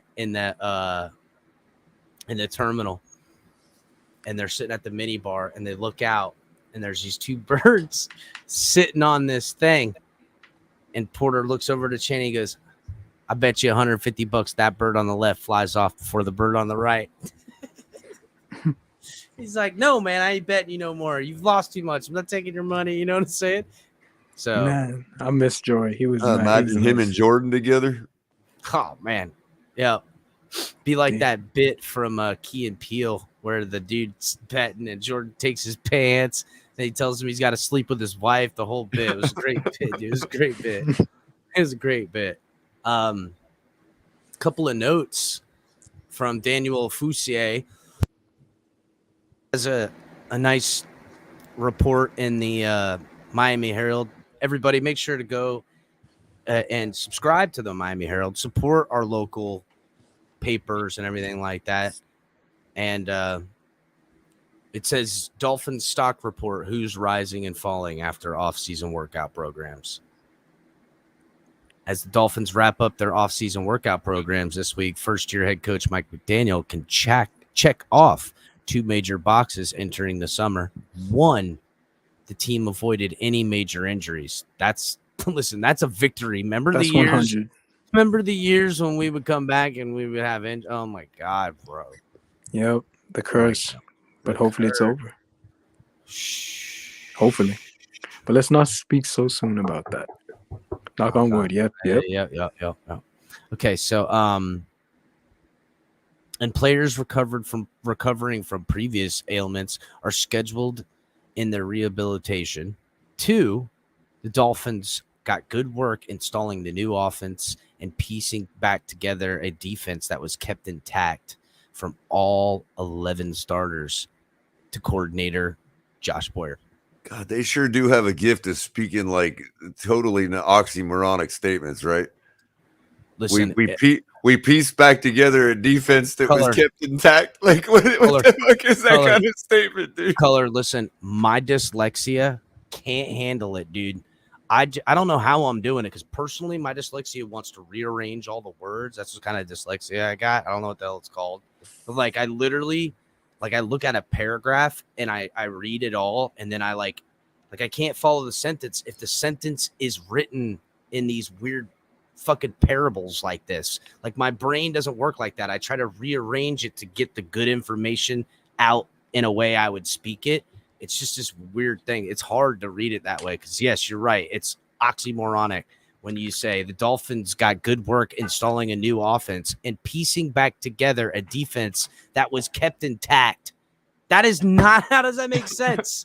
Piecing back together a defense kept intact from all 11 starters and Josh Boyer. What the fuck does that mean, bro? We just took apart the puzzle to move it from one table to another. You know, we pieced it back together, but it's all the same pieces. It's the same puzzle, but it needed piecing. Okay. Despite the 2 months of classroom sessions, workouts, and practices the Dolphins have put in, a good reminder is that this is still June. Players who have sat out organized team activities such as Teron Armstead, Xavier Howard, they will return to the lineup. Injuries are inevitable, and players who didn't catch one's eye during the spring will come alive with full pads, while others will step out of the spotlight. When it's step out of the spotlight, I can't help but think of Sylvan Ahmed, but I digress. Back to the article. Still, the 5 OTA sessions open to reporters have a good first look at what Mike McDaniel-led team will resemble in 2022 and how certain players fit. Here's a look of who is rising and falling after the offseason workout program. Number 1, Javon Holland. Duh. We all already know Javon Holland is rising not only in our hearts, but up in the ranks of NFL superstardom. The second-year safety is a candidate to have a breakout season in 2022 and looked the part during the offseason workout program. He entered OTAs appearing bigger and even better understanding of the defense after starting 13 games as a rookie. OTAs aren't full contact, so we didn't get to see Holland drop his shoulder into any of the offensive players. But 2021 second-round pick was flying around the field and came away with an interception during 11-on-11 drills. I thought they were going to start listening. Holland was one of several players who received Practice Player of the Day honors, which they get to wear the orange jersey the following session, and he got to control the music. Next person on the rising list, Christian Wilkins. It's always tough to analyze trench play during the time of this time of year, as offense and defensive linemen are avoiding major contact because they don't have pads on. Obviously, they don't need to be breaking fingers. Much of the install up front, especially with run plays, becomes glorified walkthrough at times, but defense has had its way with the offense during many OTA practices, and that started with defensive linemen. Christian Wilkins was frequently at the center of all of it, delivering some dominant sequences and drills with multiple would-be sacks and tackles for loss. It was also a good start for Wilkins, who had his 5th-year option exercised and is eligible for a long-term extension. Next person, and this is somebody I was hearing before it was mentioned on this article. I've been hearing it, and the little bit of whispering I've had my ear to the ground for, which you can expect El Capitan to always be listening. The next person on the list is Duke Riley. The Dolphins drafted former Georgia outside linebacker Channing Tindall in the 3rd round in 2022 NFL draft. Riley was the player who was assumingly going to be pushed closer to the roster bubble. However, Riley, who is re-signed to the team for a 1-year, $3 million deal, has begun to stake his claim to remain as a part of the defense this upcoming season. With linebacker Jerome Baker only participating in a few practices open to reporters, Riley got extensive action. He was extremely vocal during team drills, getting teammates lined up and using his speed to make a difference. He capped off the productive spring by registering an interception on Tua on Tuesday that would have probably gone back for a touchdown. So before this batted pass that he grabbed, that would have been a pick six, as everyone assumed. Duke Riley, I was hearing, was taking more of a leadership role, not just amongst the younger players, especially because there's some young linebackers in the room and stuff with the younger guys, but also just being, he knows that his job on the line, but he's kind of separated himself from being the second tier of linebackers as of late, where now it's, when you talk about starting linebackers, you're going to stepping up. Oh, okay. Yeah, He's you're gonna think of Jerome Baker, Robert, blanking out on his name, boys. Somebody help me here. What's our middle linebacker's name? I'm blanking out. Tyndall. No. The guy who's our run stuffing guy, Patriot. Landon Roberts. Landon Roberts. Thank you. You're thinking of Baker, Landon Roberts, and then you'll think of Duke Riley as the starters. And it'll be Tyndall that they try to work into that linebacker rotation, playing the linebacker roles. So that's how that's going to work. Thank you, everybody, for that. Now the players that are falling. But before we get to the players that are falling, make sure everybody is hitting the like button, please. Facebook, Twitch, Twitter, come over to YouTube and subscribe to the network. Get in on the conversation. Become part of the TFTG family. Get in with everybody and make sure you're coming and watching all the great content we have here on the network. Tonk 7 TMI Tuesdays, live around 9. Off sports show. Get different co-hosts on there with him. Awesome show, different stuff. It was his birthday. Go back, wish him a happy birthday, please. Tomorrow night is color commentary. Everybody knows how color get down. It'll open up the panel and it'll get loose. And then Saturday, late night exhale with Ali at 10 on Saturdays. Every other night, you can catch El Capitan around this time. You already know what time it is. Or sometimes I do some special stuff. Cash App, Venmo, the Fins Tailgate, help support the show. Fanatics, we are official partners. Get your gear in the link in the description, or get our gear or a flag. Gear or a flag. Make sure everybody's going to be... Everybody, when I go to the Dolphins game, I hope to see some of these bad boys flying around. That would be awesome. But super chat too, guys. Get in it. So let's continue. Players that are falling. First on this list, who do you guys think is a player that made it on this list that is falling? Let me guess. Tua. No. No, it's not Tua. I'll give you a hint. It's on the offensive side of the ball. Get at me in the chat. Who do you guys think is on this list that is a player that is falling? On the offense. They're on the offense. So I'm guessing it has to be on the O-line. Okay. I'll say Austin Jackson. Good guess, but Something not like Austin Jackson. Iceman, who do you think? I'll say the running back, that boy, what's his name? Sweat. What's his name? Something like that. Forget his name. If you can't remember his name. Number 23, the running back. What's his name? Color, who's he talking about? Not sure. Dokes, maybe? Yeah, there you go. Dokes? Yeah, Jared Dokes. Honestly, I'll be honest, Iceman. I haven't heard a fucking thing about Dokes. Not from media, not He's from been any of my quiet. sources. Ain't heard shit about the guy. Nothing.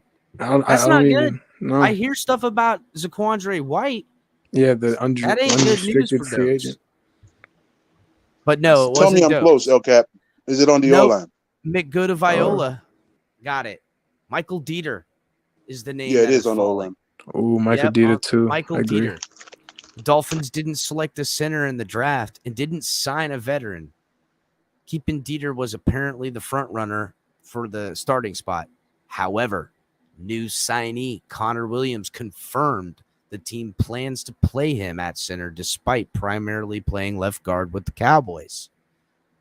While the Dolphins media policy prohibits reporters from stating where the players are lining up and whether it's with the team's first or second team, etc., the Herald has previously reported and this is something I Color, I remember when this first came out from the Herald, and we were chomping at it. It was right after we signed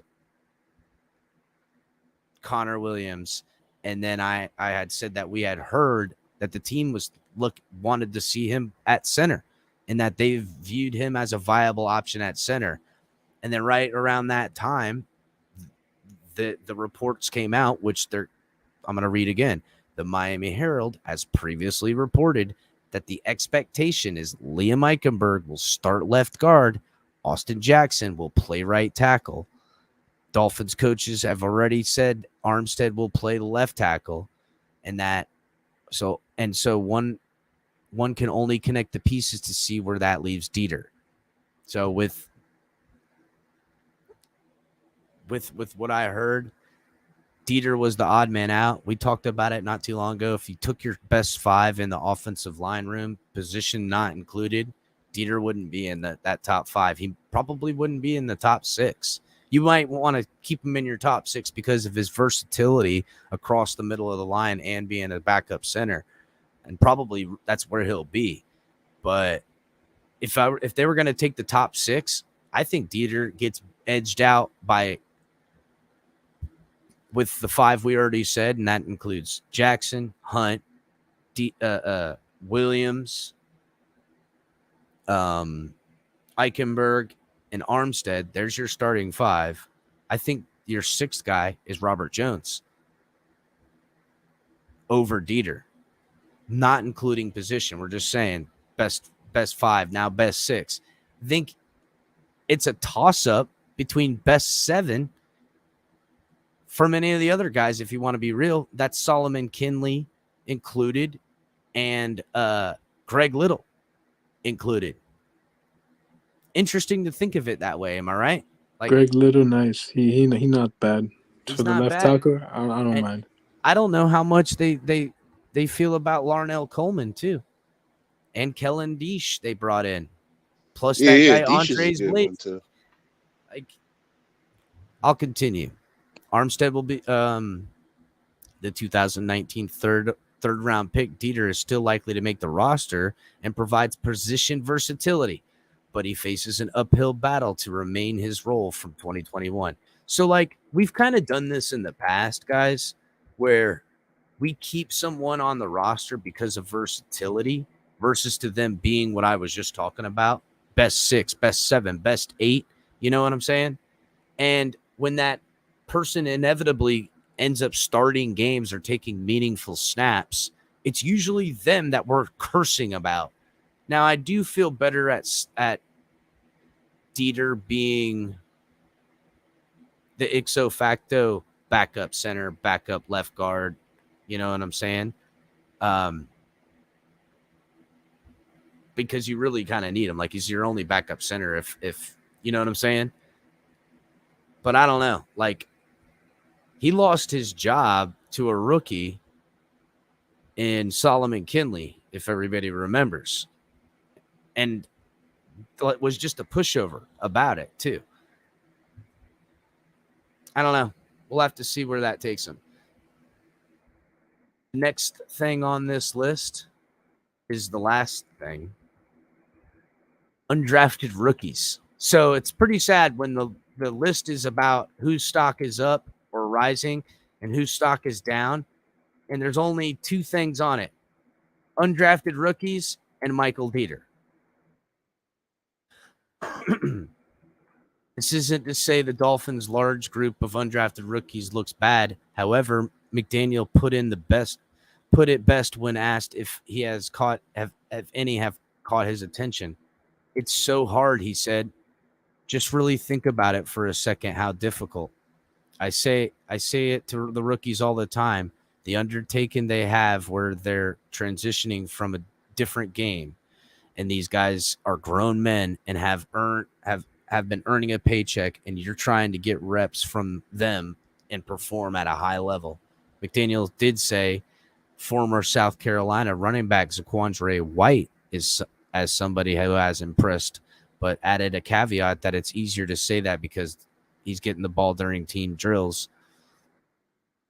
the Dolphins have had a lot of success in recent years unearthing undrafted gems. That ain't no bullshit either. We've done some good work in the undrafted free agent market for a while now. We've found some really good gems.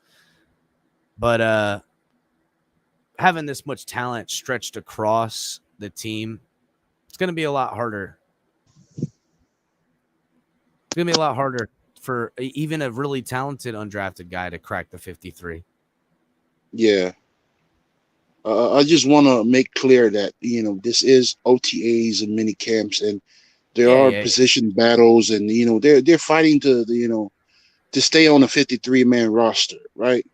And so this conversation in a month's time will be way different, right? We'll be discussing a whole different matter. It will go another way, So maybe in a month's time, these players that are falling off, like Dieter, maybe they'll improve in a month's time. So this is just a report on what's been going on at OTAs and minicamp. So I just want to let everyone, keep an open mind, right?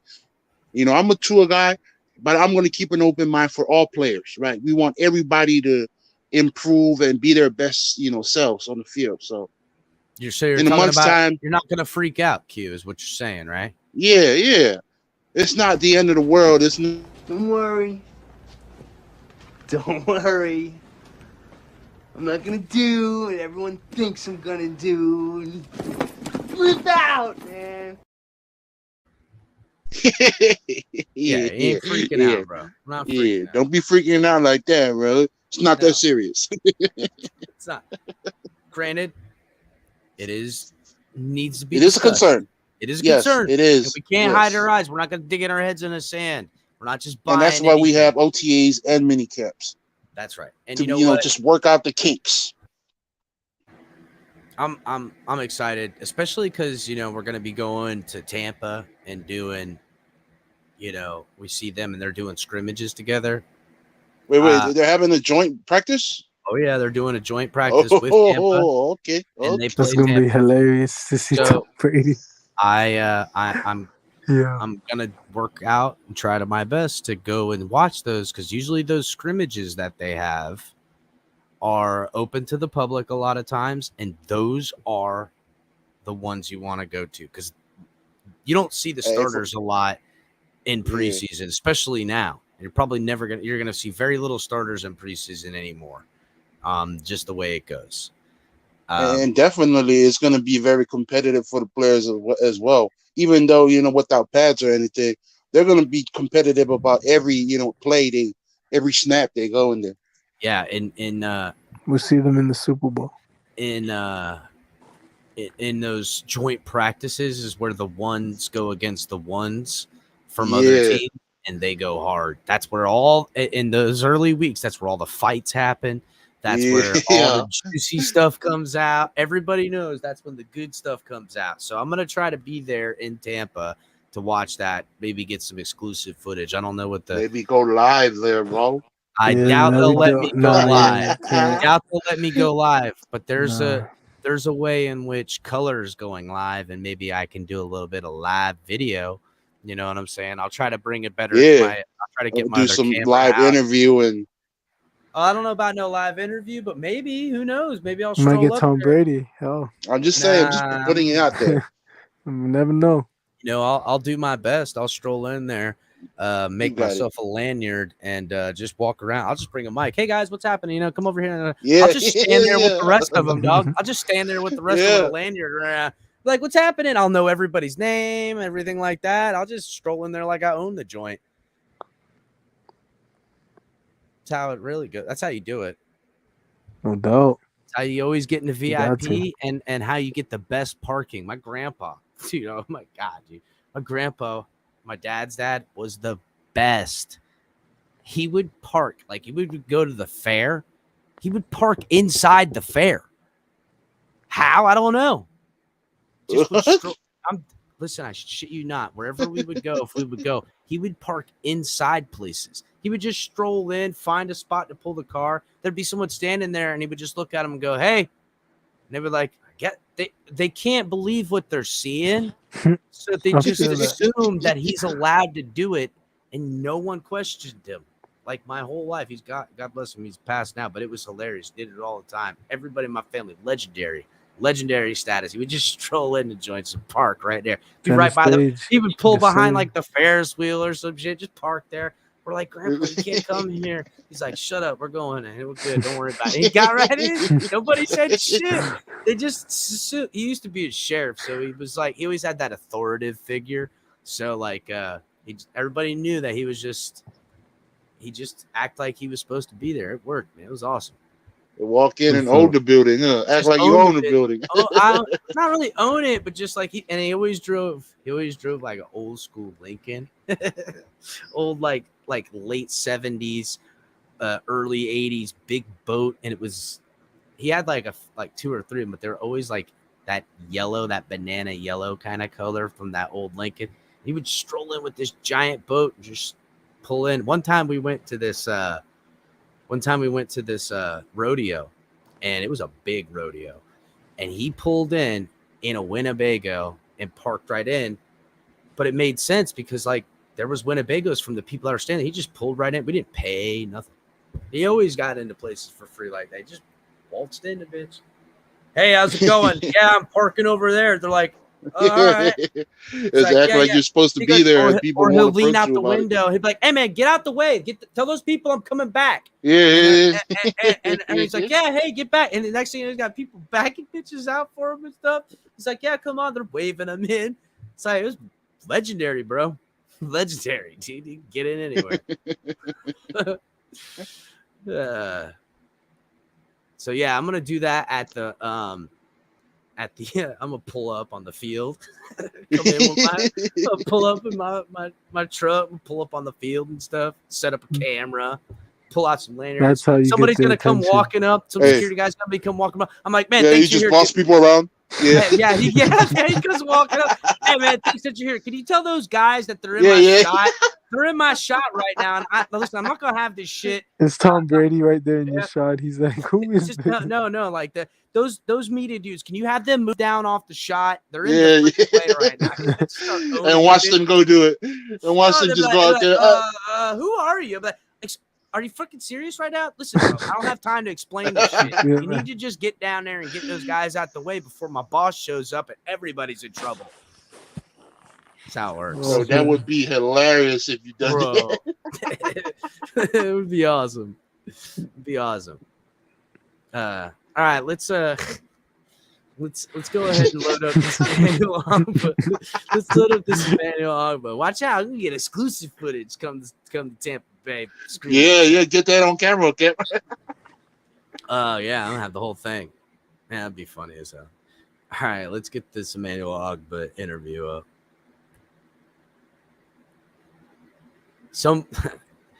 When you just start naming the defensive starters, bro, it's like, damn. You forget Emmanuel Ogbah. Well, you don't forget, but like, you know what I'm saying. So many mouths to feed. Just every day we want to get better, get better at the little things, what we struggle with. You just got to work on just little aspects of your game. That's what OTAs is for, just tune up your skills. And yeah, we just talked about it, Cap. Together, so we all know how each other operate and each other work. So, yep. That's how we develop from there. I just got to say something. Who's shooting this right now? Are they like practicing for like FX or something? That big ass head is taking up the whole camera space. No, but it Hard looks Knocks, like HBO. Yeah, it looks like they're practicing for like FX, one of their shows like The Shield or something like that, where like it's like weird camera angle and there's stuff in the way, everything's blurry in front of it, but what you're focused in on. But like they're practicing. You clearly see, yeah. Yeah. It's like a whole real life thing.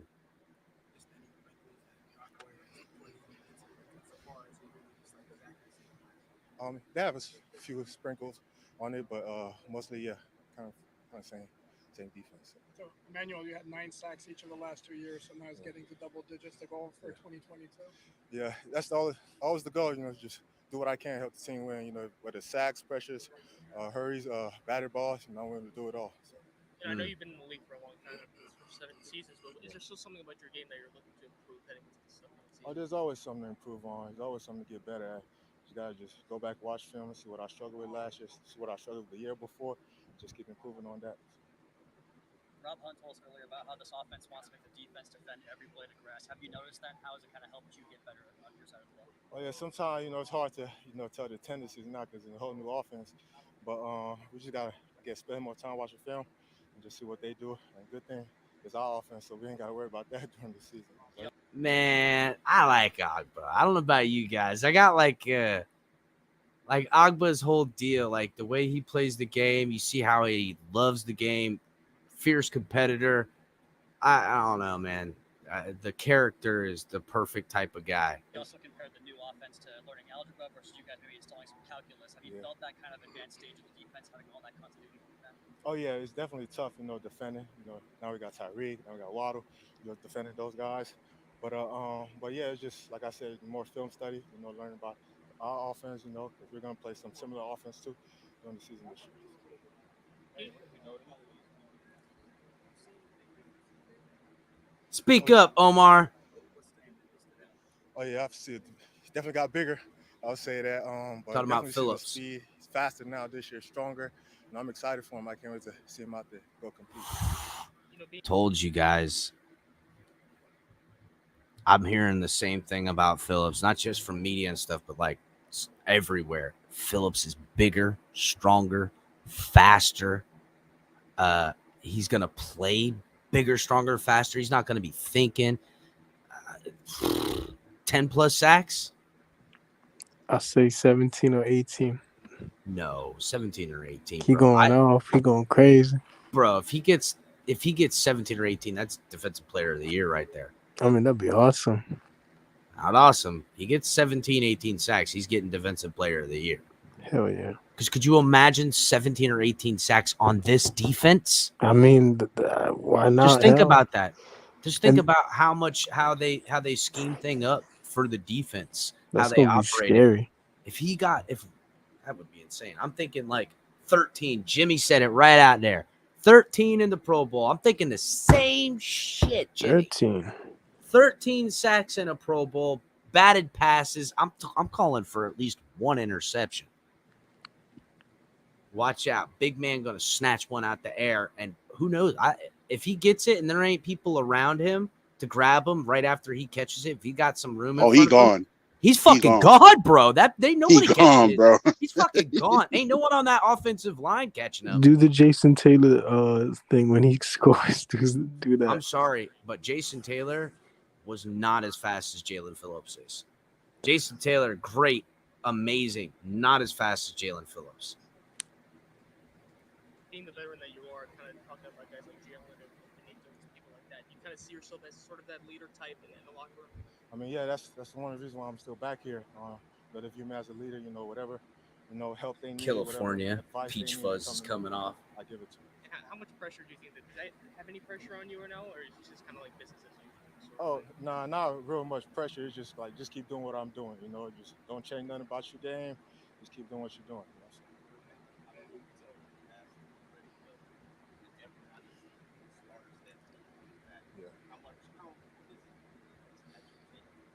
Speak up, Omar. Oh, it's important because we got all the keys back. We got all the players back together. Like we know what each other, struggle with each other is capable of. We just got to go out there and execute now. I mean, we gotta go and we gotta get that goal. Did you get as excited as fans when all the offensive changes? Like as a defensive player, you're watching what's going on. Yeah. What's going through your mind when you feel those things? Oh, I'm excited. We need those guys, and just like they need us, we work hand in hand, and we get them better, and they're gonna get us better. But you notice in practice right away, the offensive difference? Oh yeah, it's definitely a difference. We got Tyreek running down. It's a huge difference. I'm excited to have those guys part of the team now. As far as Look, the defense got to be excited, and I mean you can tell they're all always smiles about it too. Even though defense is giving it to the offense right now, they know what time it is. They know that this offense catching up, and if they can get it working, that they're all excited. First of all, a better offense helps the defense. Great defense don't have to working carry to it. improve their game.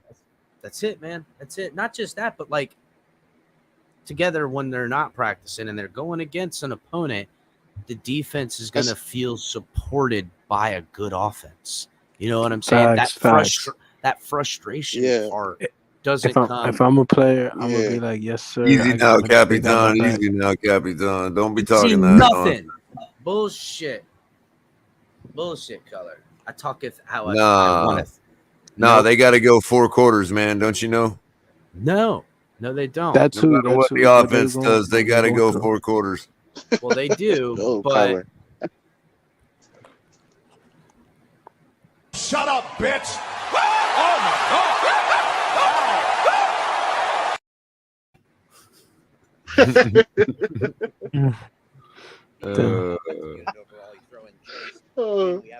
I deserve that. Have you seen an offense like this with this much speed, and how tough is it going to be for opponents to deal with? I would say kind of similar to Kansas City, but now we got way more speed now. But I'm excited. They're going to give a lot of defensive challenges this year, and I'm excited to see what they capable of. From your 1 year in KC, was there a moment early on after you joined the team in practice where you saw Tyreek and realized just how crazy fast this guy is? So I already knew about Tyreek because I played with him in college. But yeah, he was on another level in Kansas City. So I'm just excited he's part of our team now. He's another level in college too, right? Oh yeah, for sure. be a little bit more coy, why don't you, Emmanuel Ogba? Look how he answers this real quick. Tyreek, because I played with him in Hold on. college. Looking to be for opponents. Watch his facial expressions as he does this part, answering the Tyreek Hill, knowing him in Kansas City, which he says he played with him in college, but he turned it up. Just watch his facial expressions. I would say kind of similar to Kansas City, but now we got way more speed now. But I'm excited. They're going to give a lot of defensive challenges this year, and I'm excited to see what they're capable of. From your 1 year in KC, was there a moment early on after you joined the team in practice where you saw Tyreek and realized just how crazy fast this Look at him. So I already knew about Tyreek because I played with him in college. But yeah, he was on another level in Kansas City. So I'm just excited he's part of our team now. He's another level in college too, right? Oh yeah, for sure.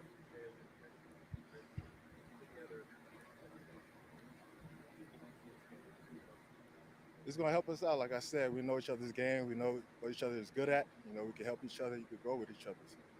Speaking of that D-line, I think by my count, you guys have the most orange jerseys in practice out here so far. Is that kind of a bragging topic in the locker room? Oh, yeah. When we're out there to dominate. You know, whatever we can't help this team win games out there. Imagine that. The D-line's beating up the O-line. A narrative I'd have never believed. I can't hardly hear it in this motherfucker. I know. Offense, they like quick passes. You know you can't get there fast enough. Just put your hands up. Easy peasy.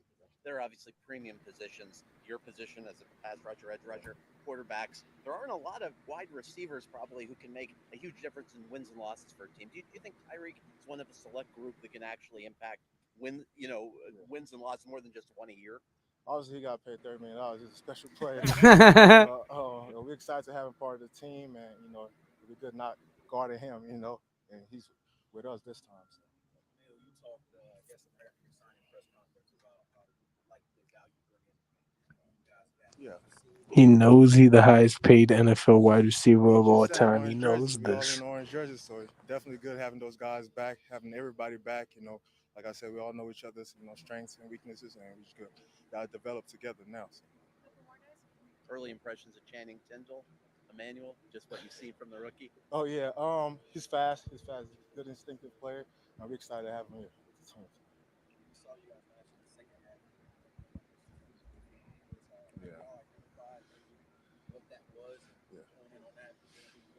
So our main goal is to start fast.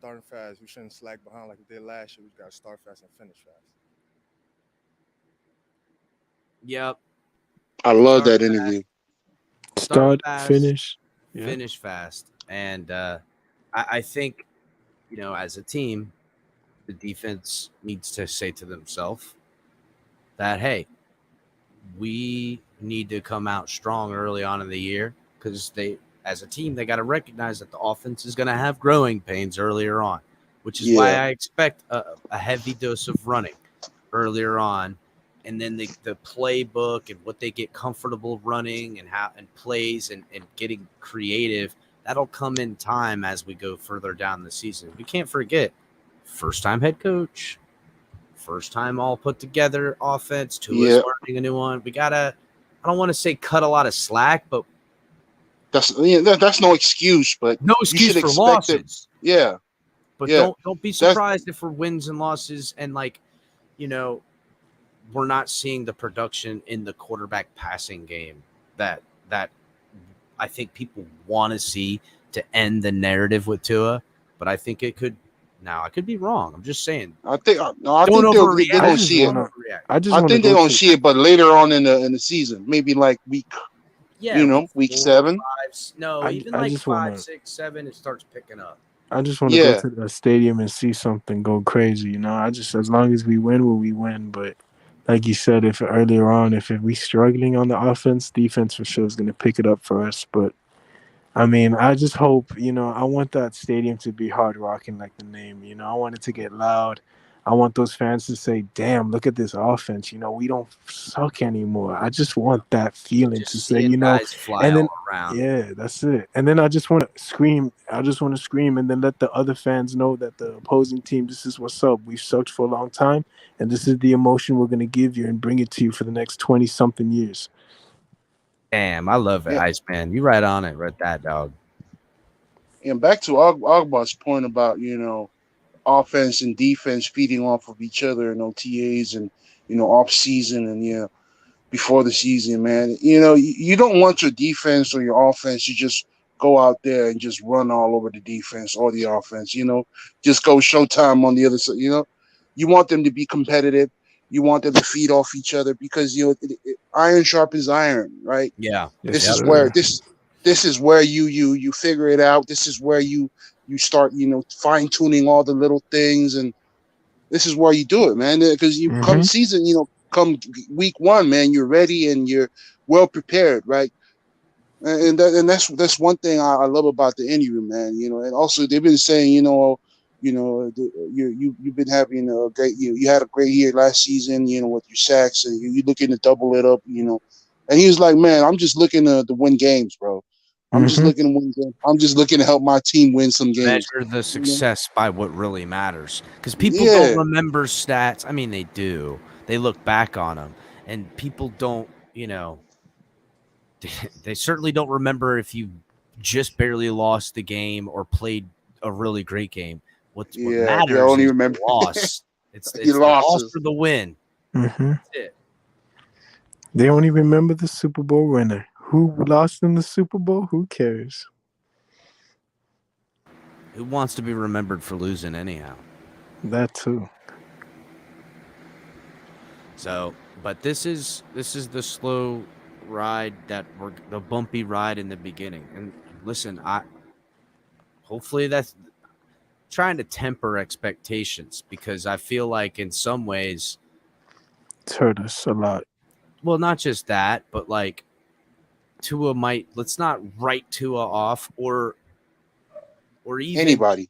Well, not just, I mean, listen, there's a time to write them off. I haven't seen it, yet, but like early on, and I said this earlier in the show, if say they're after week 5, they're 3-2 or God willing 4-1, but say they're 3-2 or say whatever, but they're right around 500 or something, or say in week 6, they're 3-3, but Tua's numbers have been subpar, say they're averaging 225 a game, 1.5 touchdowns, but their running game is implemented and stuff. It might take a little bit of time, especially in that first part too, before this passing play action starts opening up for Tua, taking deep shots down the field, doing this type of stuff. It's gonna take some time.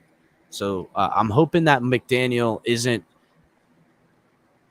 Look, from what I can see, and he's said it a lot, it's very important about the line, the blocking scheme for running the ball to set up the pass, not the other way around. If you want to be real, we really had the pass setting up the run last year, and it didn't really work. And it was kind of like we had an identity crisis at times on offense, and it looked like there was a couple different people drawing up the plans and calling the friggin' plays. It's exactly what it looked like, honestly. I'm hoping that there's a little bit better method to the madness. I can only hope so. everyone can tell me that McDaniel will, but no one knows for sure because he's never been a head coach. So well, let's call a spade, Chris. Yeah. Last season, the offense was predictable. There's no sophistication. There was no, creativity behind it. there was And I think, some creativity at times. What I'll say is this, but not on a consistent basis. it always looked like they played safe ball for and a lot of times, like they would do something, it would work, and then they would stop doing it for whatever reason. It looked, when people talk about handcuffed offense, it kind of looked handcuffed, whether it was intentional to handcuff Tua or intentional to handcuff Gesicki or whomever you want to say. That's up for discussion, but it definitely looked like, okay, let's just get out in front on points and then let the defense put us in position to score. That's it. It wasn't, hey, let's do this, find what works, continue to do it until they change. And then the plan is, okay, once they change, then we're going to hit them with that. It wasn't ever thought out further. You know what I'm saying? It wasn't thought out like that. It was like, hey, we're going to do this. This is going to work. There was no game plan. Well, there was a game plan at times, but it wasn't like a method. It wasn't like, it was like, we're going to have these plays, we're going to have these drives. It just didn't seem like there was a flow, escalating to something at times. It seemed like it. Now, I don't know who to blame on that. You got to remember, Tua went down with injury. They brought Brissett in. There was confusion. A lot of the other things that could have hampered who could do what. But it failed for what I'm talking about. We can't have that again. And whether guys go down with injury or guys go down, getting switched up in position, I can't accept that the methodology. I need to see a methodology for the scheme and an implementation of an ideology that's going to lay out what this offense's identity is going to be. That's the bottom line. And have a purpose, right? Purpose. That's right. Purpose. Yeah, have a purpose, man. And I said it, to me, it's about the run game. I said it early on. I think I know what it's about. It's run the ball with purpose. Yeah. And you can control people. You can control what they do.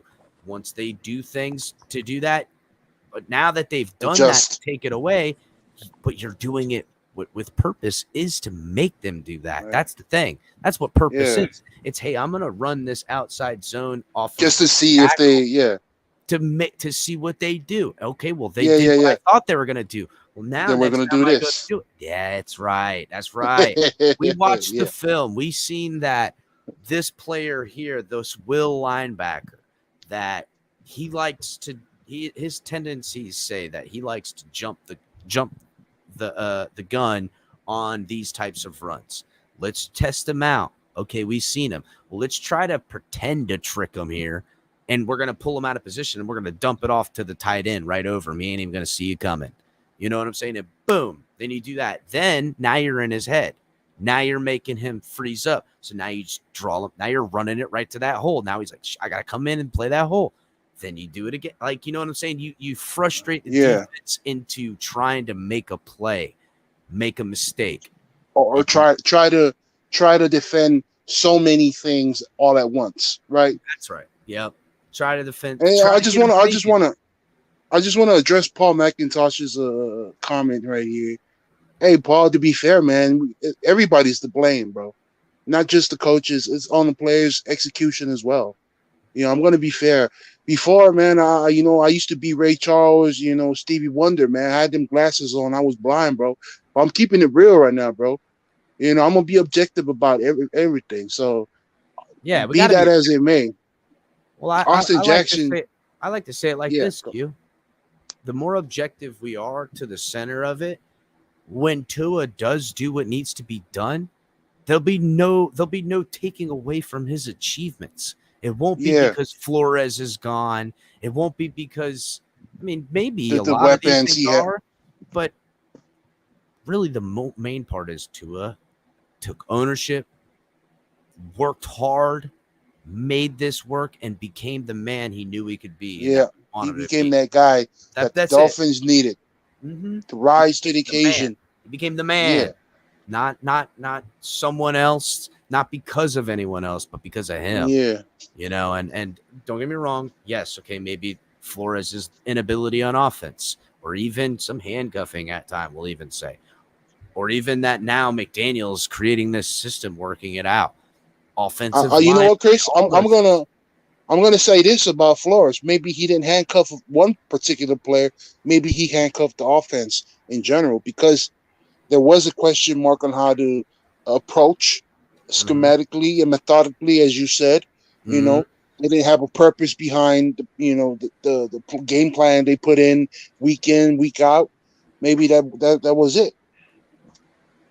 Yeah, or even like maybe they felt, or even just we could say Flores probably felt, and I would venture to say definitely felt more comfortable with him calling a defense in the moments that needed to win the game than the offense.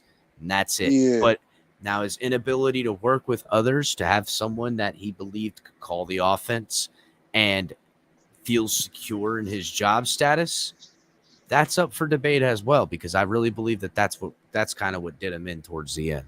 Anthony, I'm not going to drop the link because we're getting ready to close it down. And but Paul, I will address your question. Is Austin Jackson better than Jesse Davis?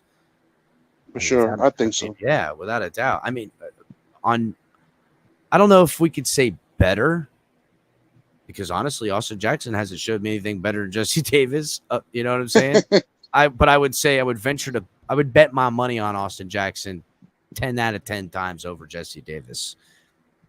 But not to take anything away from Jesse Davis, who was a defensive tackle when he came into the league, converted to offensive line, and worked his way up to being a starter in the NFL, played with nagging injury all year last year, as we know, and still, listen, he whiffed. Wait, I didn't know he was a defensive tackle. That changes my entire perspective on him, man. Exactly, buddy. See what I'm saying? Like, he worked his ass off to be a pro football player and did decent enough to be a starter. And guess what? He got picked up. I think it was the Vikings that got him now. Oh, it's good on him, man. You know, I wish nothing but the best on these players, man. That's it. Man. I want everyone to win, but not against the Dolphins. Yeah. For sure. So let's do the last rundown, guys, and we'll do our final goodbyes. Make sure everybody is hitting the like button, subscribing to the channel, Facebook, Twitch, and Twitter. Come over to the channel. Subscribe on YouTube. Hit that like button. Tonk 7 TMI Tuesdays live at 9, around 9 every Tuesday. Got color commentary tomorrow night. Color going to be ready and live for everybody, I'm sure. Saturday, late night exhale with Ali. Every other night of the week, you get me, El Capitan. Sometimes we'll do some daytime stuff.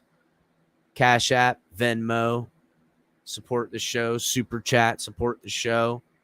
Fanatics, link is in the description. Buy your gear, your Dolphins gear, your any team's gear. I don't care. Just use the link and help support the show and help support buying some of our gear as well. Hats and flags. Q, I'll be around on Friday, as you know. Yes, sir. Color's gonna be on tomorrow. Color, you're gonna be on tomorrow, I'm excited, right, buddy. I know. I'm Color excited always for gets tomorrow. down. Yes, sir. Tomorrow I'll be probably going through why I think our defense will at some point next year reach the pinnacle of the NFL at number 1. Yes, sir. Stay tuned. This offense finds itself midway through the season climbing from the 20s to the teens as far as a rating and offense, while the defense is climbing from the teens into the top 10 towards the pinnacle of where Color is going.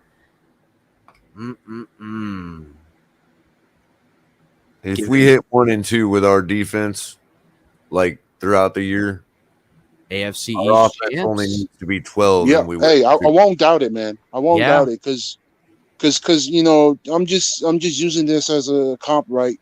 Yeah. But 2008, man, Big Ben had the worst offense one of the worst offense in the league, and that defense took him all the way to the championship. So if you have a 1 in your defense, that's already a playoff berth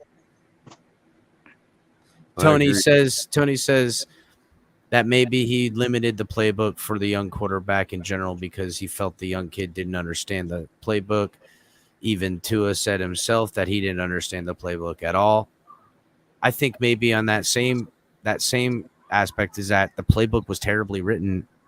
I could just say that it was a bad playbook. Maybe that's what he meant by that. I don't know.